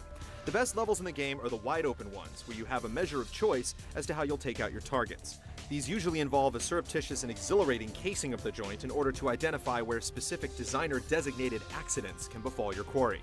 Levels with more prescribed paths are much less enjoyable. Apart from downplaying the elements of exploration and improvisation that make for Absolution's strongest moments, they often put you on a collision course with the game's incoherent AI. We need to get out of here, okay? Apart from a few set-piece scenarios, getting through a level in Absolution means contending with multitudes of hostiles while attracting as little attention as possible. 47 has access to all of the usual tricks that enable this, stealthing behind objects, tossing objects to distract guards, and jumping into the hidey holes that are conveniently scattered throughout the environment. What separates him from other video game hatchet men is his ability to disguise himself as the enemies he offs. Most of the time, though significantly not always, dropping an enemy allows you to don their outfit. You were disguised as a chef. While using a disguise, you're effectively invisible to any character not wearing the same outfit. So if you're dressed as a cop, the grease monkeys working in the garage you're pretending to patrol won't pay you mind. Conversely, if you're masquerading as a cop at a police station, you're going to attract some heat. The scheme makes sense, except when it doesn't. In one stage, you can easily acquire a street vendor disguise. If you don it, though, you're instantly looked upon with suspicion by every other street vendor in the level, which happens to be set in a densely inhabited urban environment with multiple food stands, seemingly on every block. I guess the disguise didn't come with a union card. It's during moments like this that you come to a disheartening realization. Rather than encourage you to find clever ways to utilize your tools in a way that jives with the game world, success in Absolution generally comes down to gaming the rigid AI. The mechanics reinforce this idea. Getting past characters who are dressed the same as you requires that you spend instinct, a finite resource that you can also use to scope out clues in the environment and track down enemy patrol patterns. It's replenished by doing Hitman-like things, stealth takedowns, headshots, completing mission objectives, and the like.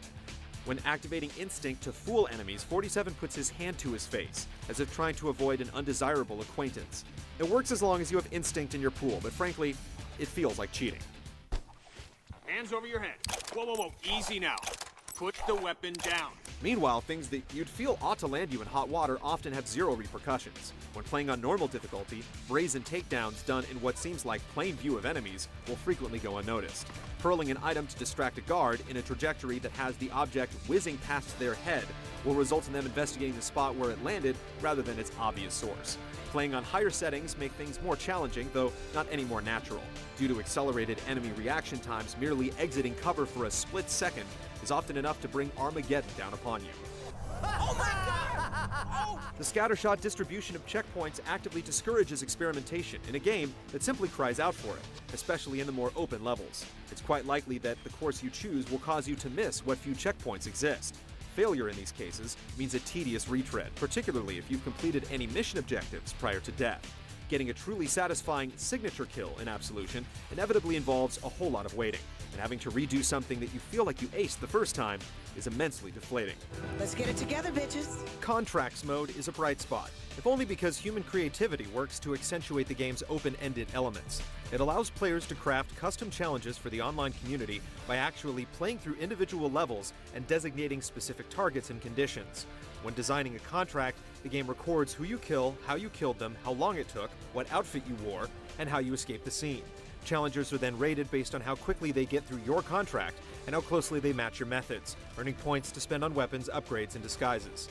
Given the wide variety of tricks you can employ, it's likely you'll encounter some wild stuff when messing with contracts. You'll find yourself wishing the ponderous campaign exhibited a fraction of the joy.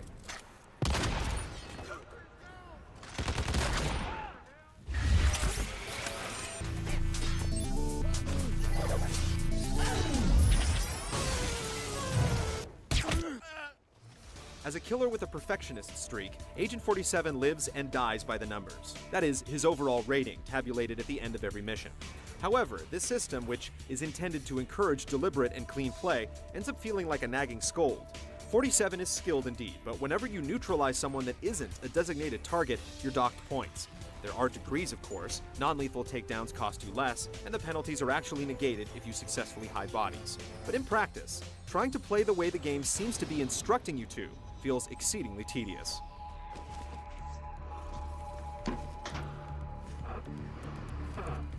.47 enjoys the standard repertoire you'd expect from a stealth game protagonist. Stealth takedowns come in lethal and non-lethal varieties, and if you have a silenced weapon or environmental object equipped, you'll use them to dispatch foes. Be careful when performing ranged stealth kills though. Some objects, like knives and screwdrivers, will have the expected lethal effects, but if you try hurling a brick at an enemy's head, you'll just startle them. Hey! You also have a foolproof human shield maneuver for when you're discovered, but by the time enemies have eyes on you, it typically means you botched something. At best, you're in for some awkward, quick-time fisticuffs. Finally, firing weapons as a whole feels loose and detached, and even more so when you employ 47's instinct-powered point-shooting ability. You'll be hard-pressed to find an execution mechanic that feels less impactful.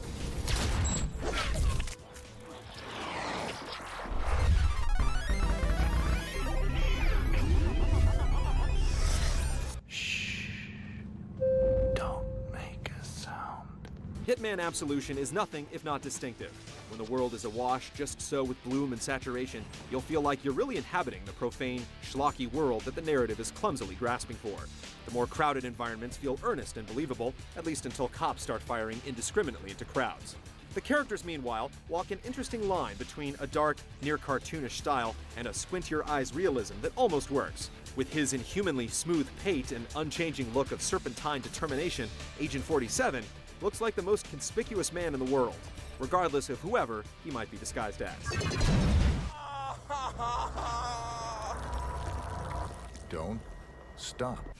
It's clear that a good deal of effort was put into crafting Hitman Absolution's world. This makes its flaws all the more unfortunate.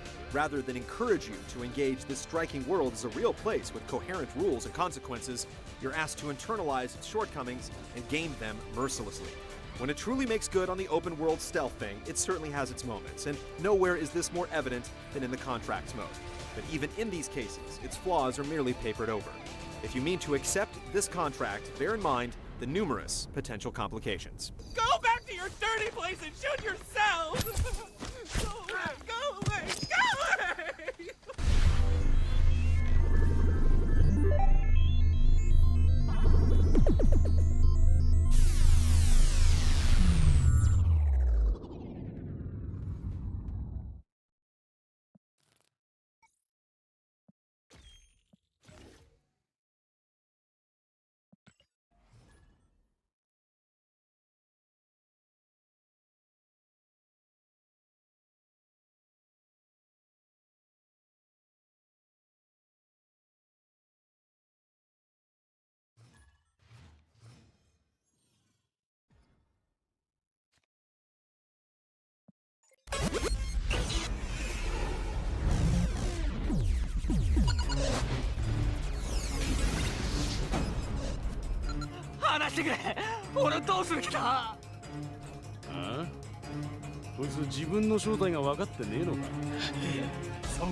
From the mind of Yakuza series creator Toshihiro Nagoshi comes a sci-fi adventure built around what have become the dominant mechanics for third-person shooters. With sleek visuals and the promise of an innovative voice command system, can Binary Domain stand among the established kings of cover-based shooters? Or does its appeal only run skin deep?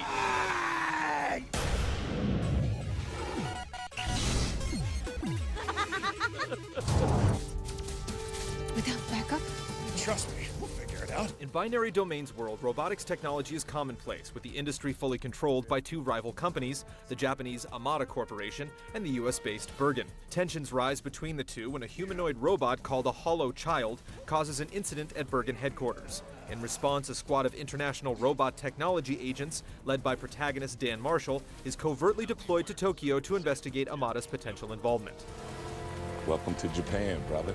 Although the setup and initial development seem to have interesting implications, the delivery suffers considerably from Metal Gear syndrome. Players are frequently turned into viewers, asked to endure cutscenes that aren't shy about surpassing the 10-minute mark. It's interactive storytelling at its most inept. One cutscene ends only to have another begin after just a few seconds of gameplay. With these frequent missteps, the potential for an intriguing sci-fi tale is inevitably lost under your squad mates' weak story arcs and cheesy dialogue. Oh man, that's a lot of scrap heads. They're packed in heavy artillery. That is not heavy, monsieur. What? This is heavy.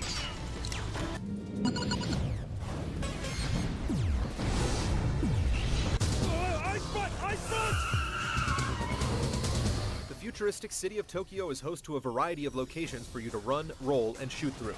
From the grimy lowland slums to the clean industrial upper city, the game makes sure you're never in one locale for too long. One moment you're fighting through underground transit tunnels, while the next you're charging through a casino using the nearest high-stakes table as cover. The one feature that remains consistent, other than hostile robotic opposition, are store terminals that let you restock on ammo or medical kits and purchase upgrades for your weapons and squad members. Binary Domain's mission starts out with promise, but the initial pacing takes an unfortunate turn into what feels like a gauntlet of protracted, frustrating boss fights. Expect to be repeatedly downed by one-hit kill homing missiles that come from off-screen, as well as wide, difficult-to-avoid attacks. If you're acquainted with the term bullet sponge, you'll find these bosses to be the worst culprits in recent memory. One boss in particular required such an exorbitant amount of ammo to put down that we weren't surprised when we found a much-needed ammunition transit station placed within the encounter itself. The second half of the game delivers these punishing tests of patience one after the other, creating an overwhelming sense of fatigue. Outside the grueling campaign, you'll find classic competitive fare like Team Deathmatch and Capture the Flag, along with an unremarkable take on the popular Horde mode for cooperative play. Taking a step off the beaten path, players can purchase higher-powered weapons and equipment using credits earned during that round. Though there are some balance concerns, namely the one-shot kill snipers that plague most matches, the multiplayer suite serves as a decent enough addition to the single-player campaign.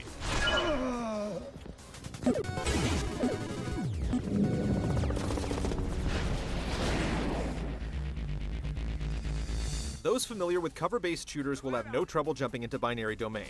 Mechanized enemies come in a range of variants, from the lightly loaded patrol bots to burlier chain gun-wielding units that take a considerable amount of punishment before toppling.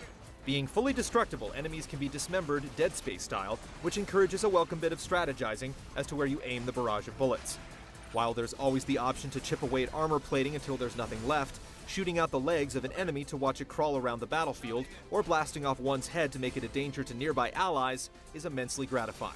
Too bad the same can't be said about the so-called Consequence system. Built around the game's voice recognition features, the Consequence system tracks the level of trust you develop with each of your squad members. Issuing reckless commands in the middle of a fight or accidentally engaging in friendly fire will drop your level of trust with any particular squad mate. Lower their trust too far, and they'll outright ignore your orders. No can do! Though there are over 70 voice commands that the AI characters are able to respond to, the system ultimately doesn't amount to much. It's often impossible to tell why a squad mate is ignoring your order, with sketchy voice recognition, low trust levels, or just plain bad AI all being possible culprits. Given that characters with whom we have perfect standing frequently botch our commands, we're hesitant to make a charitable interpretation. Ultimately, the squad interactions you're forced to endure after most firefights serve more as reminders that the system is still in play, even though you seldom feel any of its repercussions. I'm 15. I don't mind her. She's just a farm girl from the paddy fields. She doesn't get out to the big city much.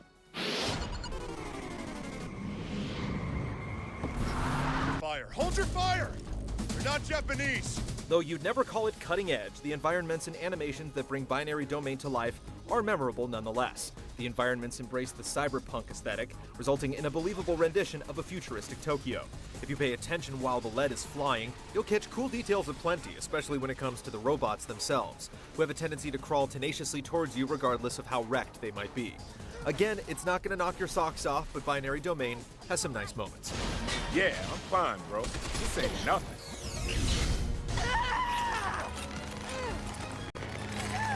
Charlie, get out of the way!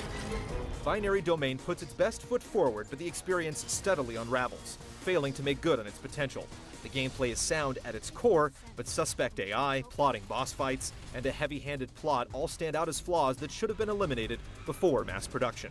As is, this interesting prototype could be worth examining, just don't expect it to attain peak performance.